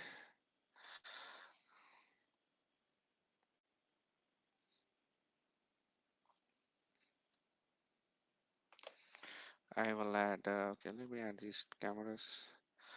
Add it. Apply. Apply. Okay. Now cancel. I will go back. Now all these cameras that are added, you can edit the camera names. You can enable audio recording, video recording. You can go to manual, add on-with camera or RTSP camera. You can edit the what do you call the camera profile. Is that profile setup? You can say I want to record from all camera H.265. You can change it, but live view you can keep H.264. So you can customize this. Okay, so you can choose which resolution frame rate to record separately, which you can have a separate maybe view 30 frames, record in 10 frames. You can do that because cameras itself have three profiles minimum. In Q series, X series will have 10 profiles, so it's very convenient. You have options to do live view separate resolution, recording another resolution. For example, you have a project with 4K camera, maybe they want to record 5 mega. You can do separate resolution for recording. Then if the NVR is very remote, you can tell the NVR to send low resolution for the remote central monitoring. Maybe there are different branch office. Centrally, they want to see in low resolution. We have from the network port, you can send separate stream for the VMS. Okay. Now, if the VMS is in the same site, you don't need low resolution. You can make full high resolution. Okay. Done. Then camera password is okay. Recording, you can customize the recording for each camera. Uh, let's say, let me open in Chrome. So weird.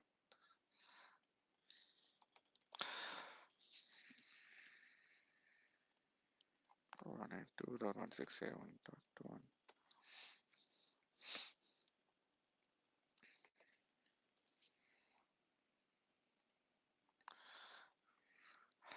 Okay, recording schedule. You can choose to record continuously, or you can say I want to record only on motion during daytime, and per day, per week, per hour. You can customize, per channel you can customize. Also, number of days of recording you can customize for all camera, or per camera you can customize each camera how many days to record. You can have option for full frame recording or iframe recording, pre-alarm, post-alarm, audio recording, all that is built in. Then you have option to do event rule setup. You can say if motion detected, I want some trigger, I want to record, I want to send email, all that is there. You can Every NVR will have built-in alarm inputs, so you can also trigger alarm input. Every camera will have alarm input that also you can receive. Uh, then if you have on-with cameras, if you add on-with cameras, you can also map the events, on-with events within the NVR. So maybe some brand, let's say Bosch, you are adding, and it says tamper detection as sabotage detection. They don't call it tamper. So in on-with, we will receive as sabotage detection. We can mark it as tamper detection in the NVR. So it's translated to our NVR event. Then you can add your hard disk here. You can configure RAID here.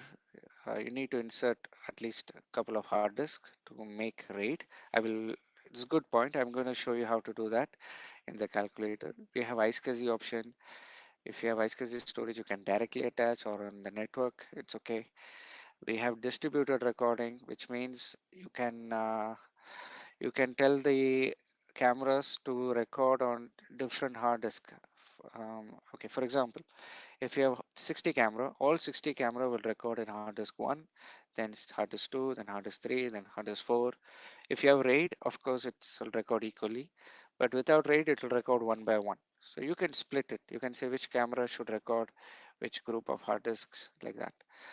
Then okay, then you can customize this monitor. You can say what should be the monitor display for the second monitor. Then you can change the IP address of the NVR. It has 3 IP addresses.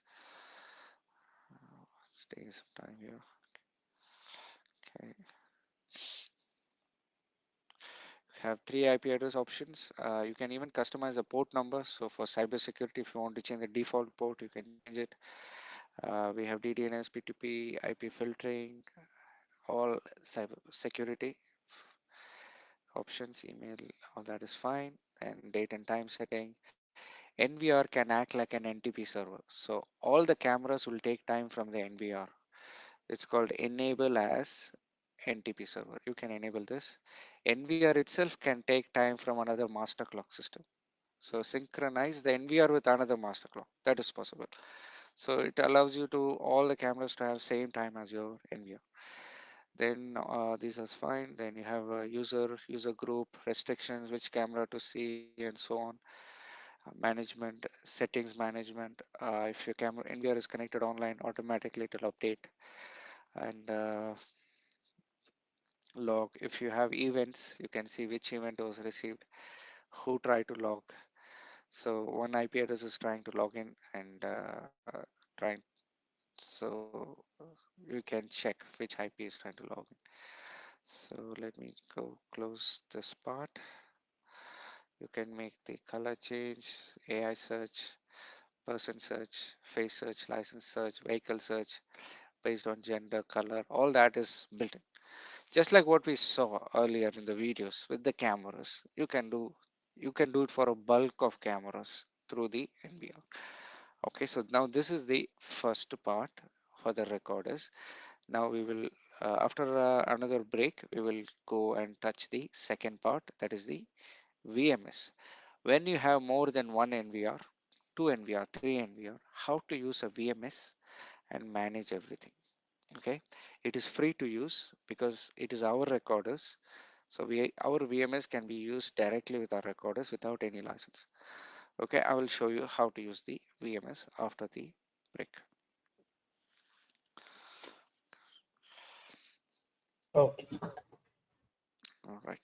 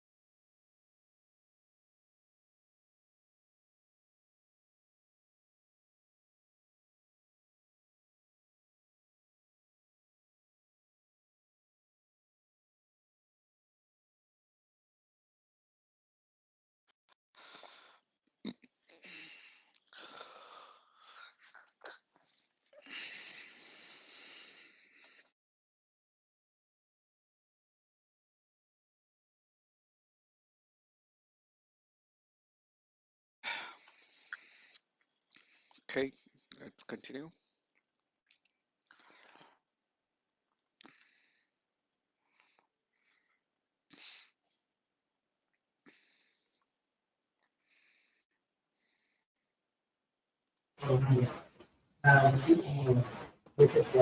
Okay, can one question regarding to the third party. Yeah, camera.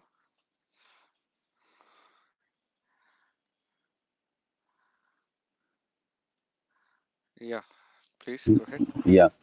So, do we need a license? First of all, with these NVR, can we use the other vendors' cameras? First question. Second, if we can, so do we need a license for those cameras from Hanwha? Okay, the uh, the initial part of your question, for which NVR? Any Hanwha NVRs, like just now we take one example and we saw the NVR, for Right. example, Yeah. X series or Q series. Okay. Okay. Okay. All our NVRs, 64 channel, 128 channel, by default, it is not requiring license. Even our camera or third-party camera, it is possible to add on-with camera or Hanwha camera. If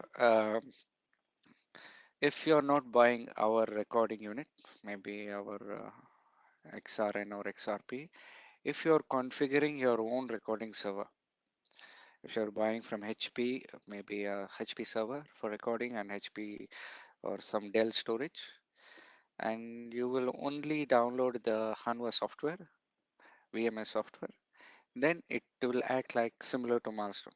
Every camera there is license, but in that case, still, um, if you're using our NVR, there is no license because if you are using PRN NVR, this is already pre-licensed. If you're using any of our recorder, it is pre-licensed.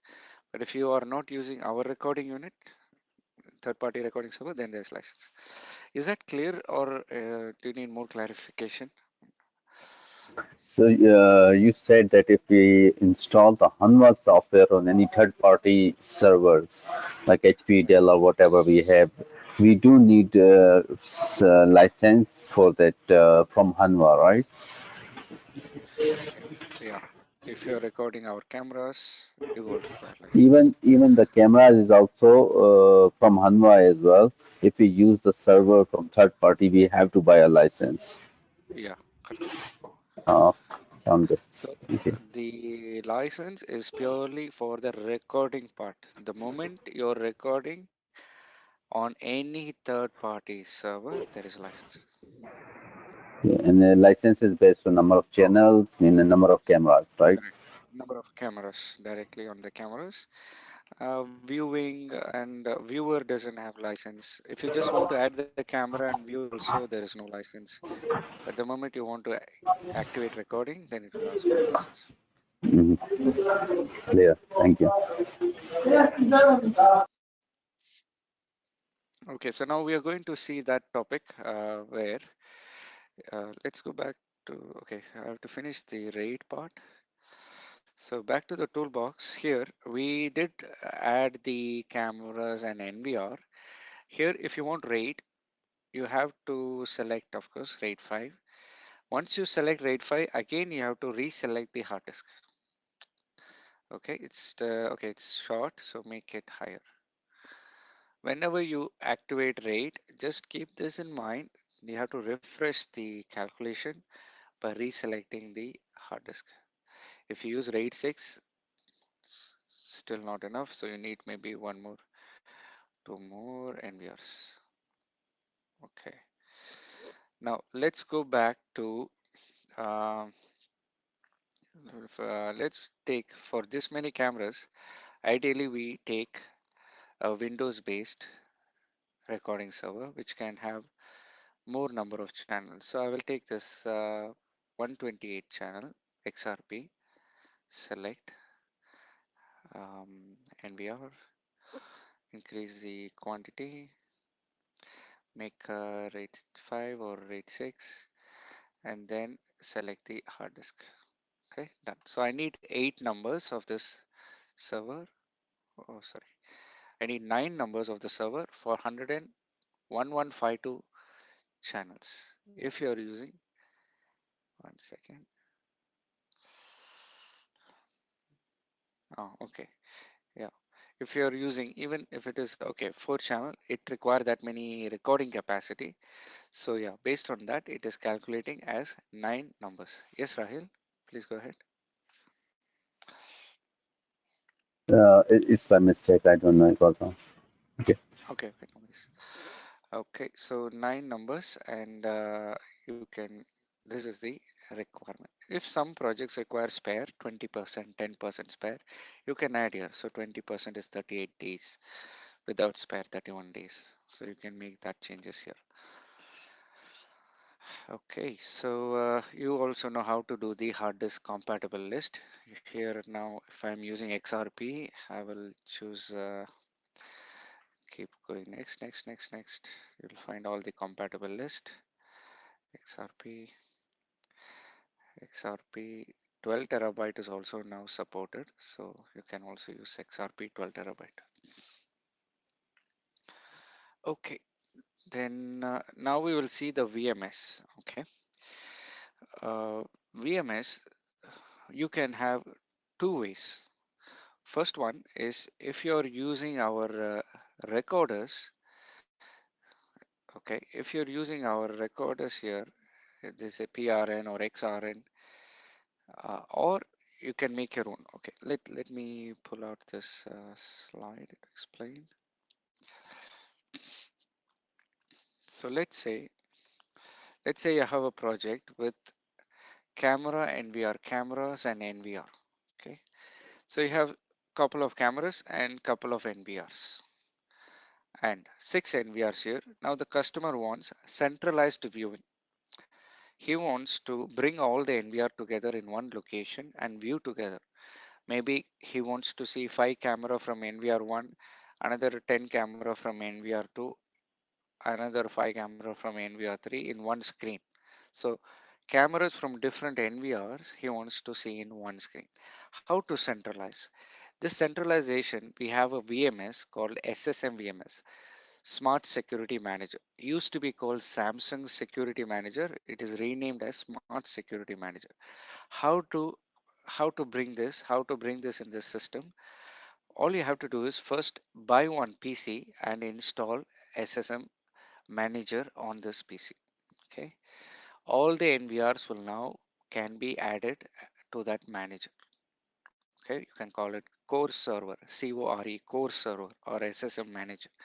Done. Now you can have as many clients as you want.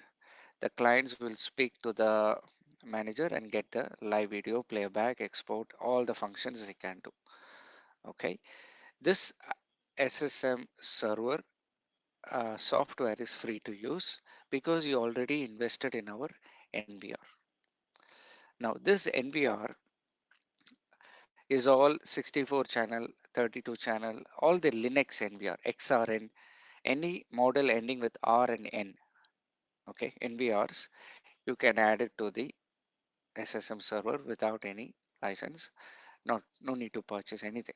Just okay, you have to buy the PC, download the SSM and add the NVR, and that's it.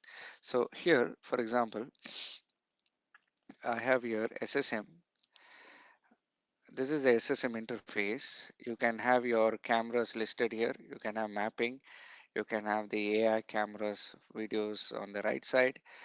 Then on the left side, all the cameras are listed. It doesn't matter which NVR. You can see it as a group. You can have it. You can customize a group. You can say I want, for example, here register to the server. Click on NVR.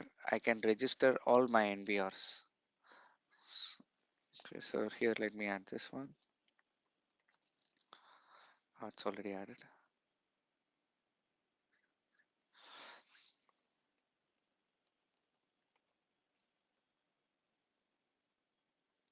Okay, added. So I have added here 2 NVRs, 3 cameras here, 2 cameras here. Now you can keep adding.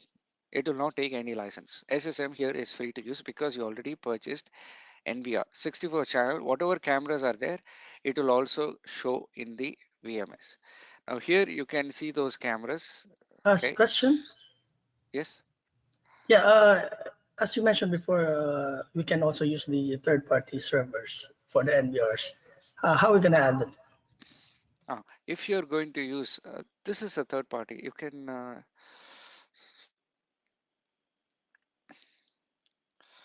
so you can buy any PC. You can buy any PC which is i7 16 GB RAM and install SSM on it. SSM software itself is free to download and install. And the moment you want to record, then it takes license. But the recording is happening in our NVR. So SSM will say, okay, no need for license. Did you get that point? I mean, how are we gonna register? Sorry, how are you gonna register there Haha. in the VM? How are we going to register? Yeah, I was just showing that. So in the SSM, I'm on the SSM server. At the bottom, you can see register device. Click on register device. It will discover all the NVR, XRN, XRN, PRN, PRN, and so on. You will select them. You will select, give the username and password of that NVR,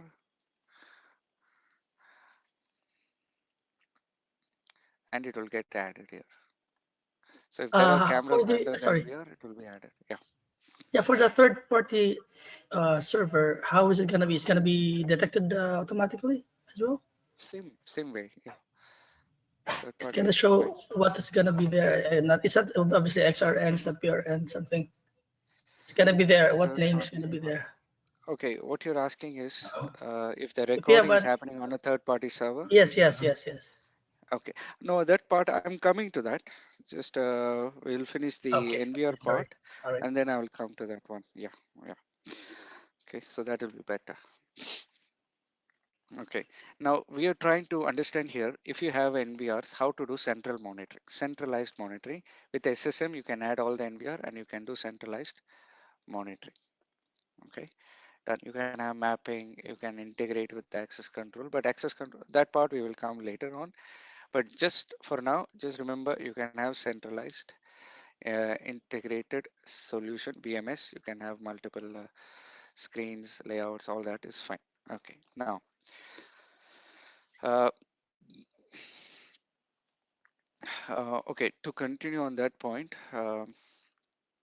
one server can handle up to 3000 cameras, 3000 cameras per server, but the recording is happening on the NVR camera, NVR, and you have one SSM server. Each server can handle 3000 cameras because all the recording is happening on the NVR. If the server fails, I have 6 NVRs here, they will stop communicating with the client PC. So in this case, you can also have failover.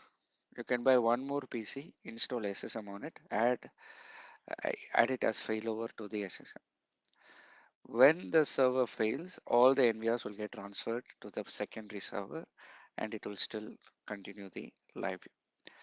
This entire solution is free because the customer is already purchasing our recording unit NVR, PRN, XRN. Okay. Now, second option, if the customer does not, okay, and the required spec is on the PowerPoint, i7 16 GB RAM for the server. For the client PCs, you can have a 20 PC per server. So, and the more you have, more clients you can have. The client PCs up to 4 monitors. So each monitor 2 GB graphics card. So if you have 4 monitors, 4 GB graphics card. Okay, if your project is very small, 100 cameras, 120 cameras, you can mix server and client in one PC itself. Okay, the server and the client can be installed in the same PC. So you can buy a Windows 10 or Windows 11 PC and install everything because you have only one or two NVR, no issue. If you have 100, 600 cameras, sorry, 500, 600 cameras, you can buy one PC for SSM server, add all the NVR. Then there are 5 operators. For 5 operators, buy 5 PCs and install SSM client. Okay.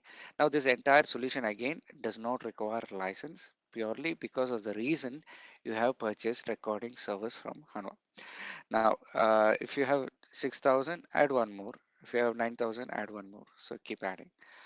Okay. Now there is another option. If you are, let me pull that out.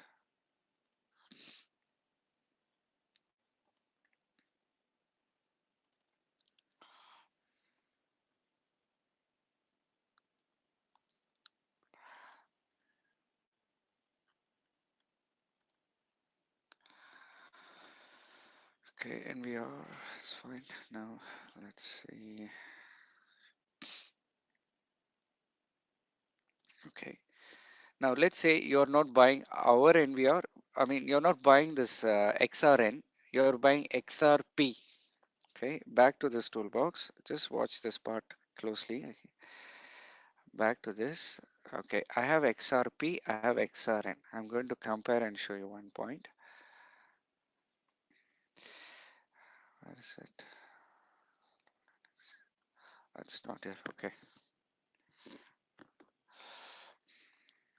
The center. Okay. Here XRN 6410. Okay, so all these XRN, N means it's all Linux. Okay, but if you're purchasing XRP 128 channel, you know that it is going to be Windows, right? XRP is Windows. It's already pre-installed with SSM and pre-licensed. Okay, if you're buying XRP, if you're buying XRP, you don't have to buy. Okay, let me explain by an example.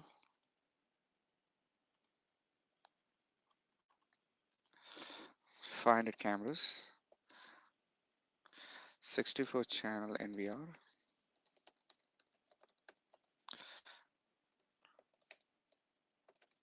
So I need 8. So if I want centralized viewing, I need SSM VMS. How to have SSM VMS?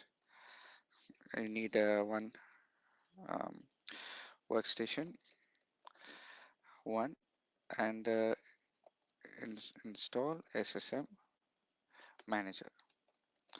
Then another workstation for operator PC, SSM client, as many as required. So let's say 2. Done. Okay. Now since this NVR is XRN, free license to activate SSM. Okay. Now let's say the difference here if you're using 128 channel recorder XRP and you need 500 divided by 128, you need 4. Here for centralized viewing, you don't have to buy another workstation to install manager, not required, because XRP is already Windows. It's already Windows Server, so SSM is already pre-installed, and the database is clustered. If there are 4 servers, all 4 will have the same database of all cameras. Okay, all you have to do is directly buy the client PC. Okay, and there is no need for license, no license for client PC. Now, third option, 500 cameras. You are buying 128 channel recorder. Okay, 4 units from HP with Dell storage. Okay, or any EMC, any SAN storage. Okay, done. Now, here in this case, you need camera license for 500 cameras. So you'll buy 128 channel bundle into 4. Okay, each server you will install that 128 channel bundle. Done. Centralized, then client, operator PC. There are 2. You don't need license. Now another option. If you're buying No need for another option. It's the same thing. So if you're buying our NVR, you can buy a workstation from HP or Dell, but the recording is already on our NVR, so no need to pay license. If you're buying our recorder Windows based, again, no need for separate management PC. All the PCs are manager. They will share the database cluster. So buy only client, no need for license. But if you're recording on another third party server, then you buy the license per camera. You can buy the bundle license. Client, there is no need for license. Is this clear to you? Any doubts on this point? Question regarding the XRP, is that on the top? The one that don't need Uh-huh. for the one that Yeah, doesn't need for server PC. For the yeah, four, for example, do we have to choose one as the server not to required manage actually. So it to will be like this. When we do this multiple servers, the the only thing that we do is when you add the second server, okay? When you add, we go to the domain. There are now two servers with me. When I'm adding the second server, I have to make sure the second server will be added to the first primary server, the star server. Did you get it or a little bit confused, right? Okay, let you're me add doing this this configuration where in the client or in the server? in the client. All is done through the client. If you log in as an admin in the client, you can have the backend configuration access. Yeah, it is done through the console client. Oh,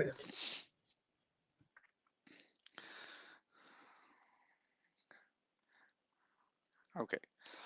So yeah, when you have more than one server and direct SSM, XRP or PRP, you will add it to something called as domain.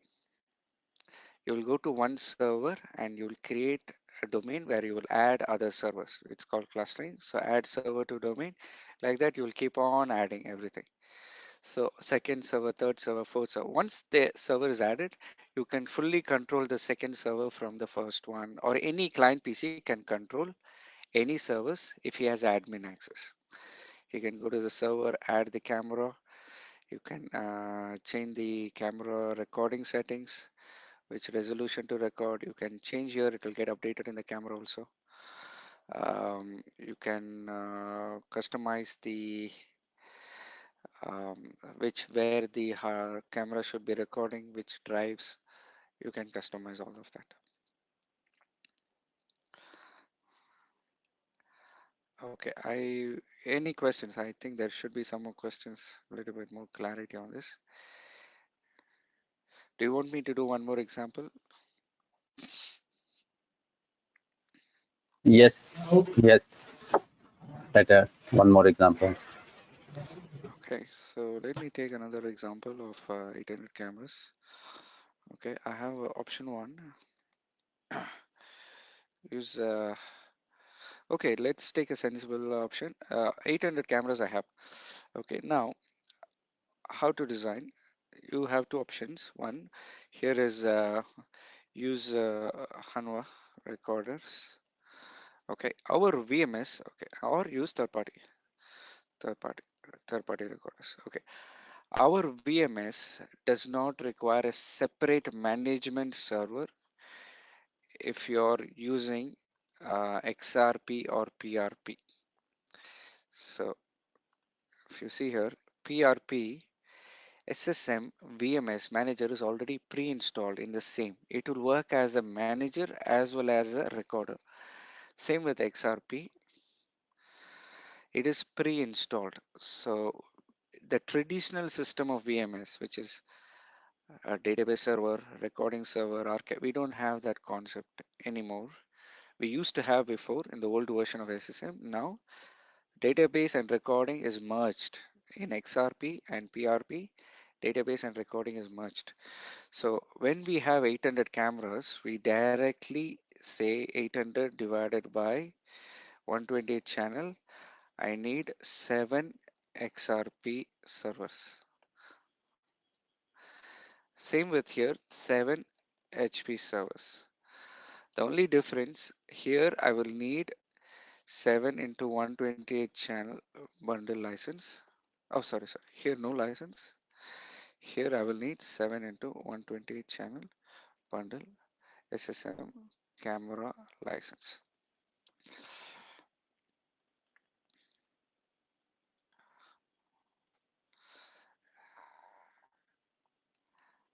Okay. Any doubts on this example?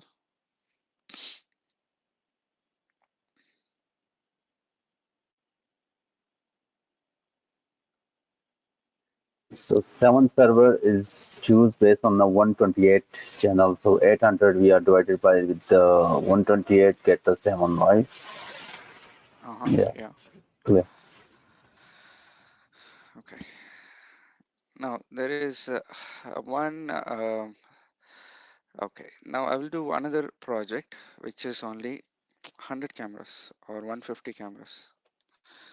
Okay. Here, let's say customer wants a cost-effective option, less money related option. Here, so you may propose 150 by 64, a 3 into 64 channel NVR. NVR is roughly 3 times or 2 times cheaper or half the price of XRP, let's say. Yeah. So sometimes certain projects you may be thinking why to go with XRP. Let's go with NVR because there's no Windows, so no Windows license itself. That itself is a cost reduction. So when you go with this kind of option, now customer still wants a centralized viewing. There is only one operator PC. He has to see all three NVR. That's why here install SSM on this PC and add all the NVRs to this SSM PC. Okay, in this case also no license because you have already purchased our recorder, so no license. Okay, although this operator PC is from HP, it's not recording, it's recording here. Did you get this point now clearly?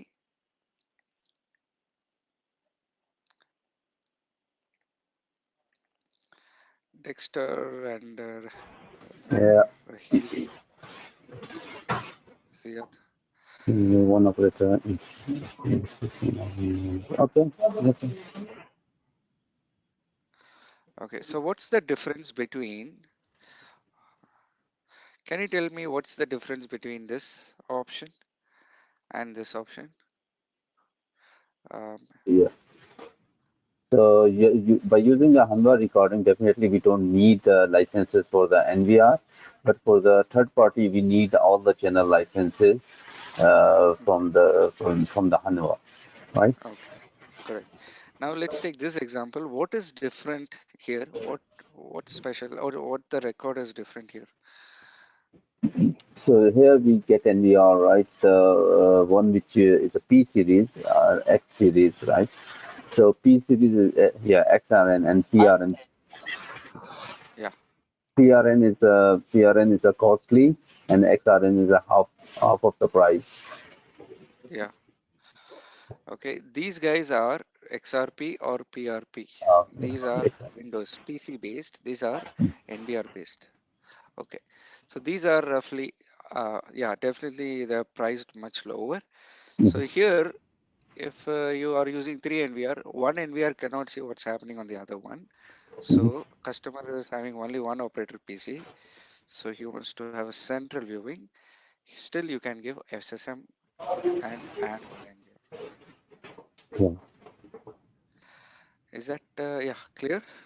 yeah. So, Just like I added here, one SSM, I added one NVR, two NVR, three NVRs. So like that, I can add up to 3,000 cameras per SSM PC. Now, where is this up to useful is that, 3,000 cameras. And yes, 3,000 cameras are the limitation for the solution. actually, if you're using this method, NVR method, Mm-hmm. 10,000, 10,000 with the SSM. yeah, with SSM. This one, actually 2,048, With Hanwha recorders, right? yeah, And the third yeah, party as well. also same, yes. So the storage is it might be this question makes sense or not. The storage for the 150 cameras are in the recorder by itself. We don't need a iSCSI storage or something or SNA storage network something. Yeah, actually, it has storage slots only. We have to buy the hard disk from the recommended hard disk list. Okay, from the compatibility list, we need to check it. Got it. Yes. And with the third-party hardware server as well, do we have the storage inside the server, or there is a separate storage server for that purpose? Third party, we Yeah, have third party. any option is okay. We are not restricting this one. Direct storage also is okay. Network storage is also Okay. okay. Um, so we are not, we don't have like this, only this brand or that brand. It's okay. Any premium brand actually is fine as long as you can add the hard disk to C drive, D drive, E drive, F drive, or any network drive can be added as a. If any SAN, you can add it as local drive. If it is a network, you have to also use a initiator to add it as a local drive. Once you add it in the SSM, automatically it will pull all the drives here. So the question is again for each server, if it is go back to the Excel sheet, please. Yeah, Just want to understand something. yeah, Excel sheet. Yeah. So here we mentioned 7 HP server, yeah, right? So each HP server has some specific amount of hard disk, for uh-huh, example, from 100 TB or 200 TB, right? And each yeah, HP server is considered as a separate NVR. Ankit, correct. right? If I'm right. Okay. So my question is that there is another design for the cameras as well, where we have the server. With the server, we have the storage. So we don't need a bunch of server. One server, and it's directly communicating with the storage, and all the cameras are recording is going on that storage. So we don't need a bunch of the servers in that case. So is it there is some separate design for this one which we need to consider, or we have to stick with what you just mentioned here? Okay. So that particular design we don't support. We have a server. Mhm. What we can do is this. You can have 7 servers without maybe only with operating system, and you can have plus all connected to a central SAN or central storage. This is okay. Um, this is okay, but the server quantity cannot reduce. You have to have one for every 128 camera. Okay, so there's a okay, got you.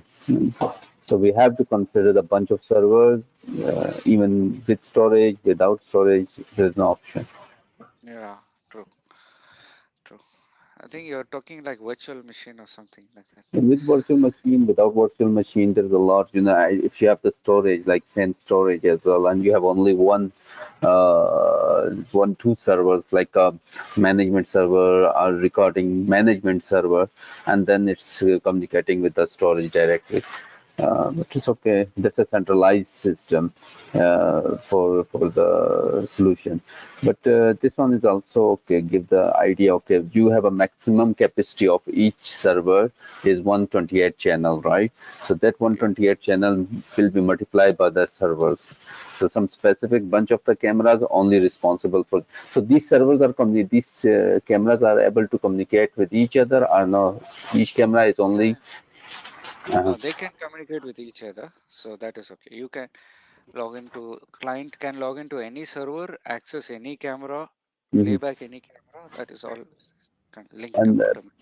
but these cameras are not able to communicate with all the servers or NVRs, right? You want to Because, add the same for camera to example, two in a servers? failover scenario or something happened, so these Yeah, cameras not automatically report to the other servers. that is available also. So failover is there. Same, so you can have failover option. The server you can enable failover. Mhm. and you have to tell the priority. So this server, which cameras are high priority to be transferred first. So Mhm. I will give an example here. So here we have so both active standby. That means you can have 5 servers and one standby with Mhm. XRP or third party with license. When the active one active fails, all the cameras will get transferred. Okay. So Okay. it's not that we are not able to do like from active to active.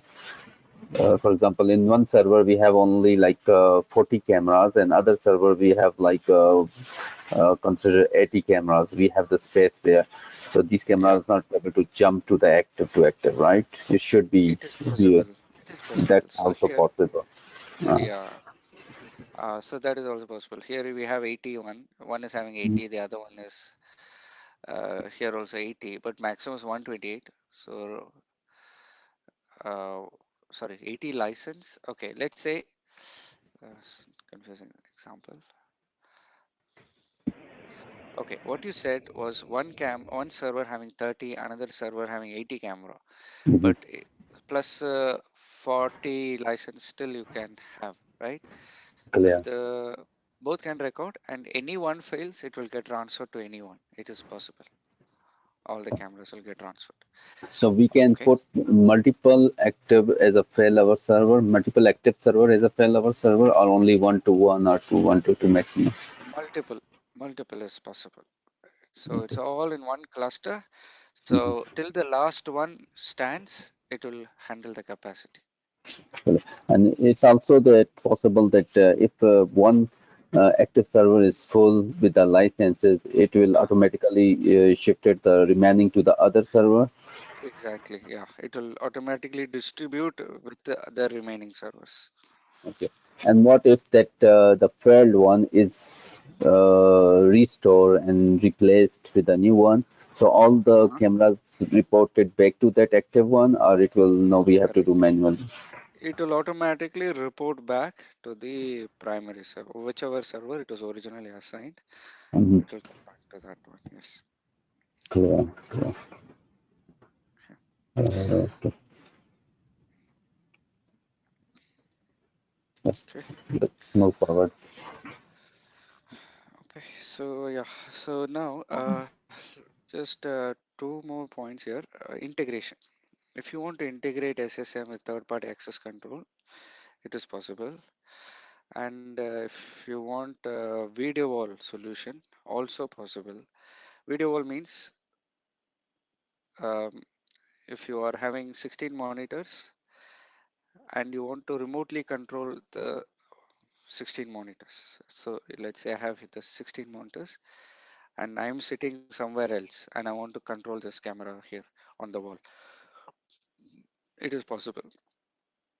And if you have here, you can also merge one camera across multiple monitors. Okay, so these two features, if you want, these are additional. First, let's talk about integration. We have already integrated with a couple of brands. This carry system. Let me pull out the latest one. This slide.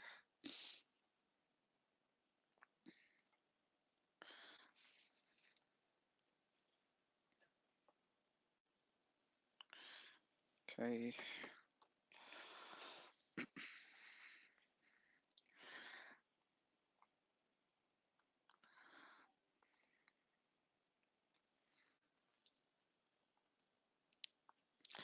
Okay. X series NVR and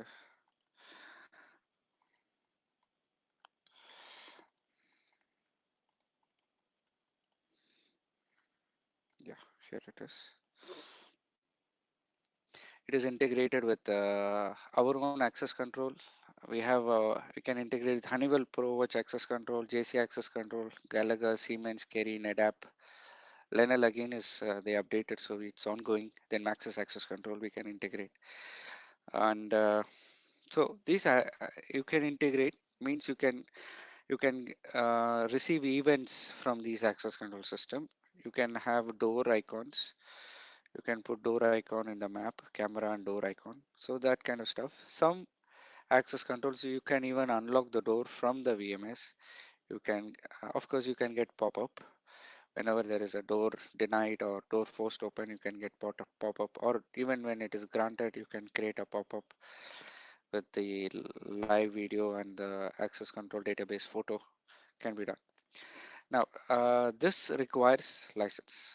Okay, only one time license, which means one site or one global license required to activate this feature of integration. So where is that? Here we go.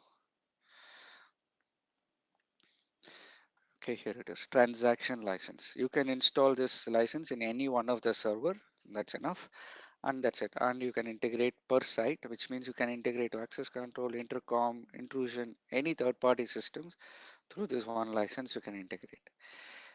Then video wall. Video wall is actually optional. Some customers, they have video wall like this, and they can use with our SSM client. They can put 4 client PC and 4 monitors each PC, and that's it. You can leave it as it is. But if you want to do this merging function, one camera merge across multiple monitors, if you want this functionality, then there is a video license.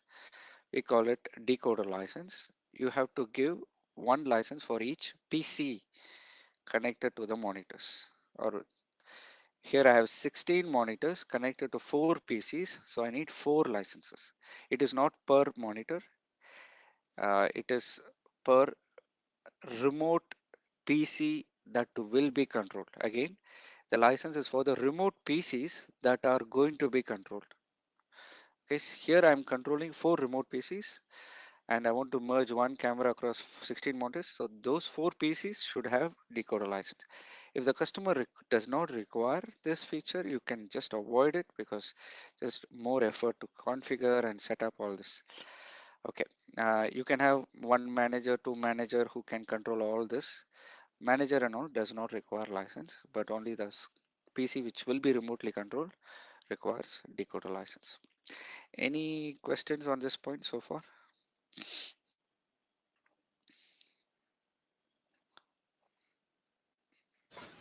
You are also providing the video wall management system, or you just giving the feature, okay, you're compatible with the video wall Oh, no, we are providing that video wall feature with software as a monitors and software. all. Okay, Yeah, with not monitors and other things. monitors we have. Mhm. Okay, yeah, sorry, you finished the question, so Yeah, with monitor and all the joysticks and everything you will provide for this thing. okay, yeah. So we have we don't have this very nice thin monitors. We have a standard, like you can say thick bezel only, standard monitors, and we also support something called decoder. So behind the monitor you can plug a decoder. So you asked about keyboard. Yes, we have a keyboard also. This is a touchscreen keyboard with joystick. You can use it for controlling the video wall. So here you can see video wall control. You can change the tile mapping, camera, layout, sequence, and so on. Yes. Okay. One question regarding to the VMS software plus NVR software. Uh, Mhm. do we can add maps, and on the maps we can drag and drop the cameras? Okay. Yeah, you can do that. So even if you have a NVR, it's fully featured VMS. There's no that limit. There's no limitation like that. Okay, you can add a camera. That's okay. You can group the camera by site, first floor, second floor. Doesn't matter which NVR. You can create layouts, predefined layouts. So you can easily call layout one all entrance camera like that. You can have maps. You can have multiple maps. So here I have map one, geolocation. Then I have another map with the floor. I can drag and drop cameras from the NVR. I can drag and drop here. I can move this around, rotate, apply. I can link the map. So I'm doing this through the NVR because cameras are on the NVR. So let's say I have camera one, I can click, it will open another map. So let's say you can link maps, area, multiple buildings, then building A, open building map, then floor map. Like that, you can link multiple maps. If there is an event, yeah, you can click and get the uh, event pop-up also information, motion detected and so on. Then you can clear that event here. You can also have map with cameras. So you can see cameras on the right side. You can also have a direct monitor, which here you can customize up to 132 cameras for one monitor. Uh, then you can make your own custom layout. You can make your own custom layout here. Then you can change the language. You can use Arabic language. SSM supports Arabic language. Then you can have a event pop-up. You can have even multiple pop-ups, not just one. So did I change?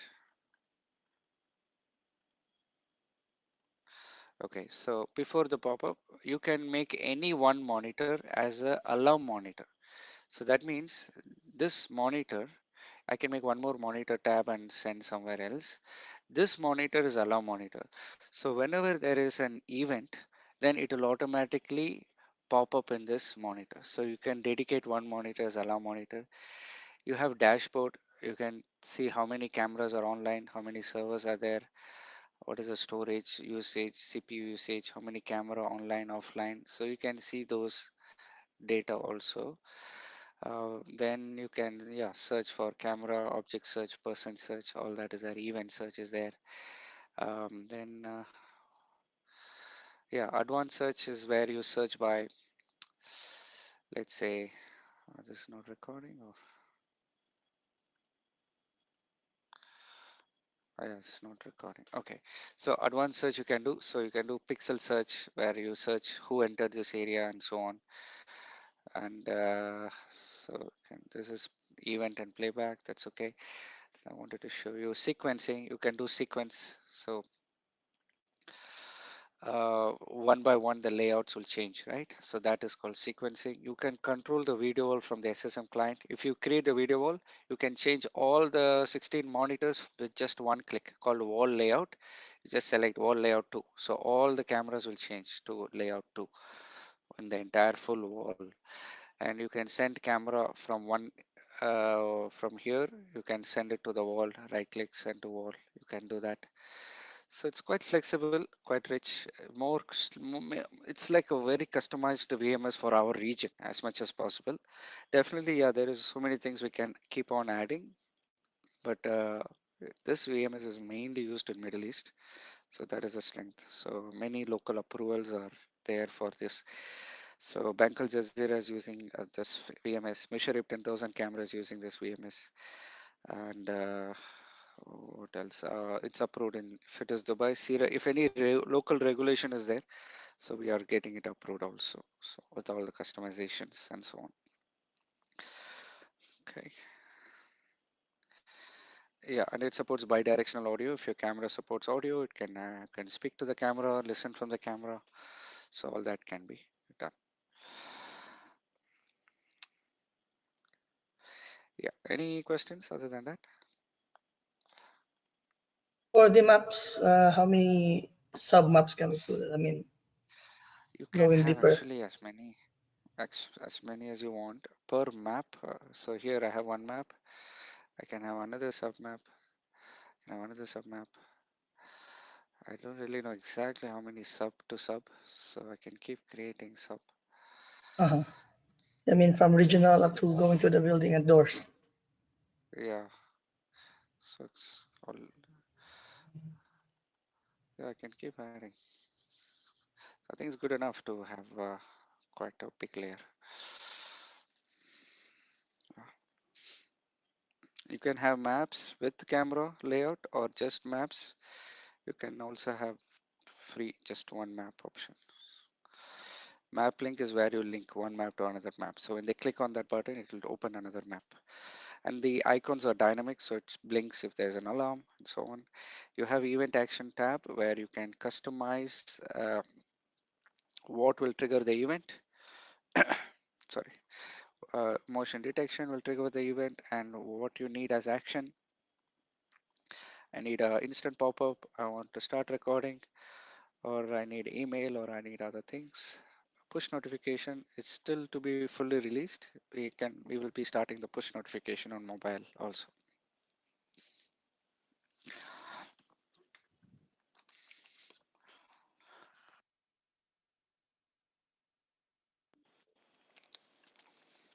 So this functionality is there even with NVR, so it's free to use, by the way. So that's one of our key differentiators for us. Customer can get a full VMS experience, not just like a basic viewer. You can get a full VMS experience with when you buy even our NVR. We have access control. Um, our VMS is integrated without any license with our own access control. That option is also there. Then our VMS is also integrated with the intercom. Let me just close probably with that. We have an IP intercom which you can use for. Let me pull that out. For any door stations, it can unlock the door from the VMS. It can also connect with a SIP telephone. So it's integrated solution. So in case if some customers require that, you can also propose our intercom. So yeah, built-in IR, built-in mic, and with all the analytics and so on. And yeah, from the VMS, you'll get a pop-up. You can speak or unlock the door, or you can use IP telephone and you can unlock through the telephone also. Okay, any other questions for me? I And will the send you a link. Yeah, go sorry, for it. yeah, and the integration license is one license, right? Yeah, integration is just one And then we license. can add the doors on the VMS map to Yeah, pop up for links. exactly. Yeah.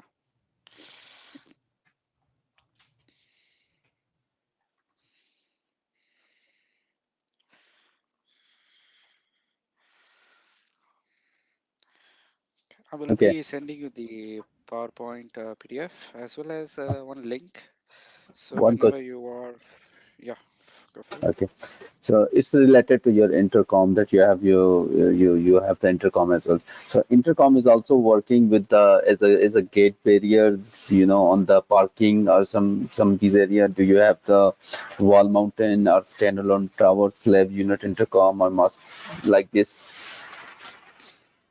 Yeah, so this intercom it can be mounted to the gate barrier station, but we are supplying just the intercom part. Behind the intercom there is a contact for a door contact. It can be wet or dry. You Mm-hmm. can use both option and you can connect it with the gate barrier. It's possible. And from the central operator station or from the gatehouse, they can open the door remotely. And it is touchless intercom. They don't have to press it. You can just show a palm, certain inch, 5 to 6 inch. It will trigger the call.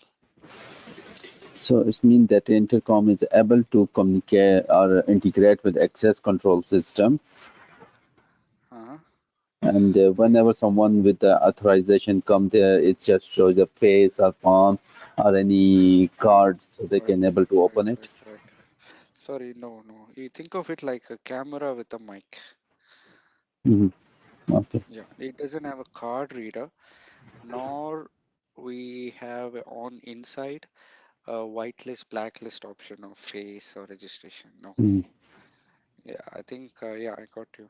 That's not for that type. Yes. And manual verification, not automatic. Okay. Okay.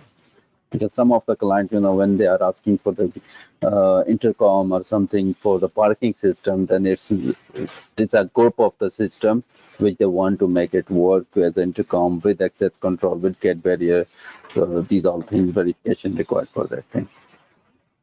Okay. Mm. Clear. Okay.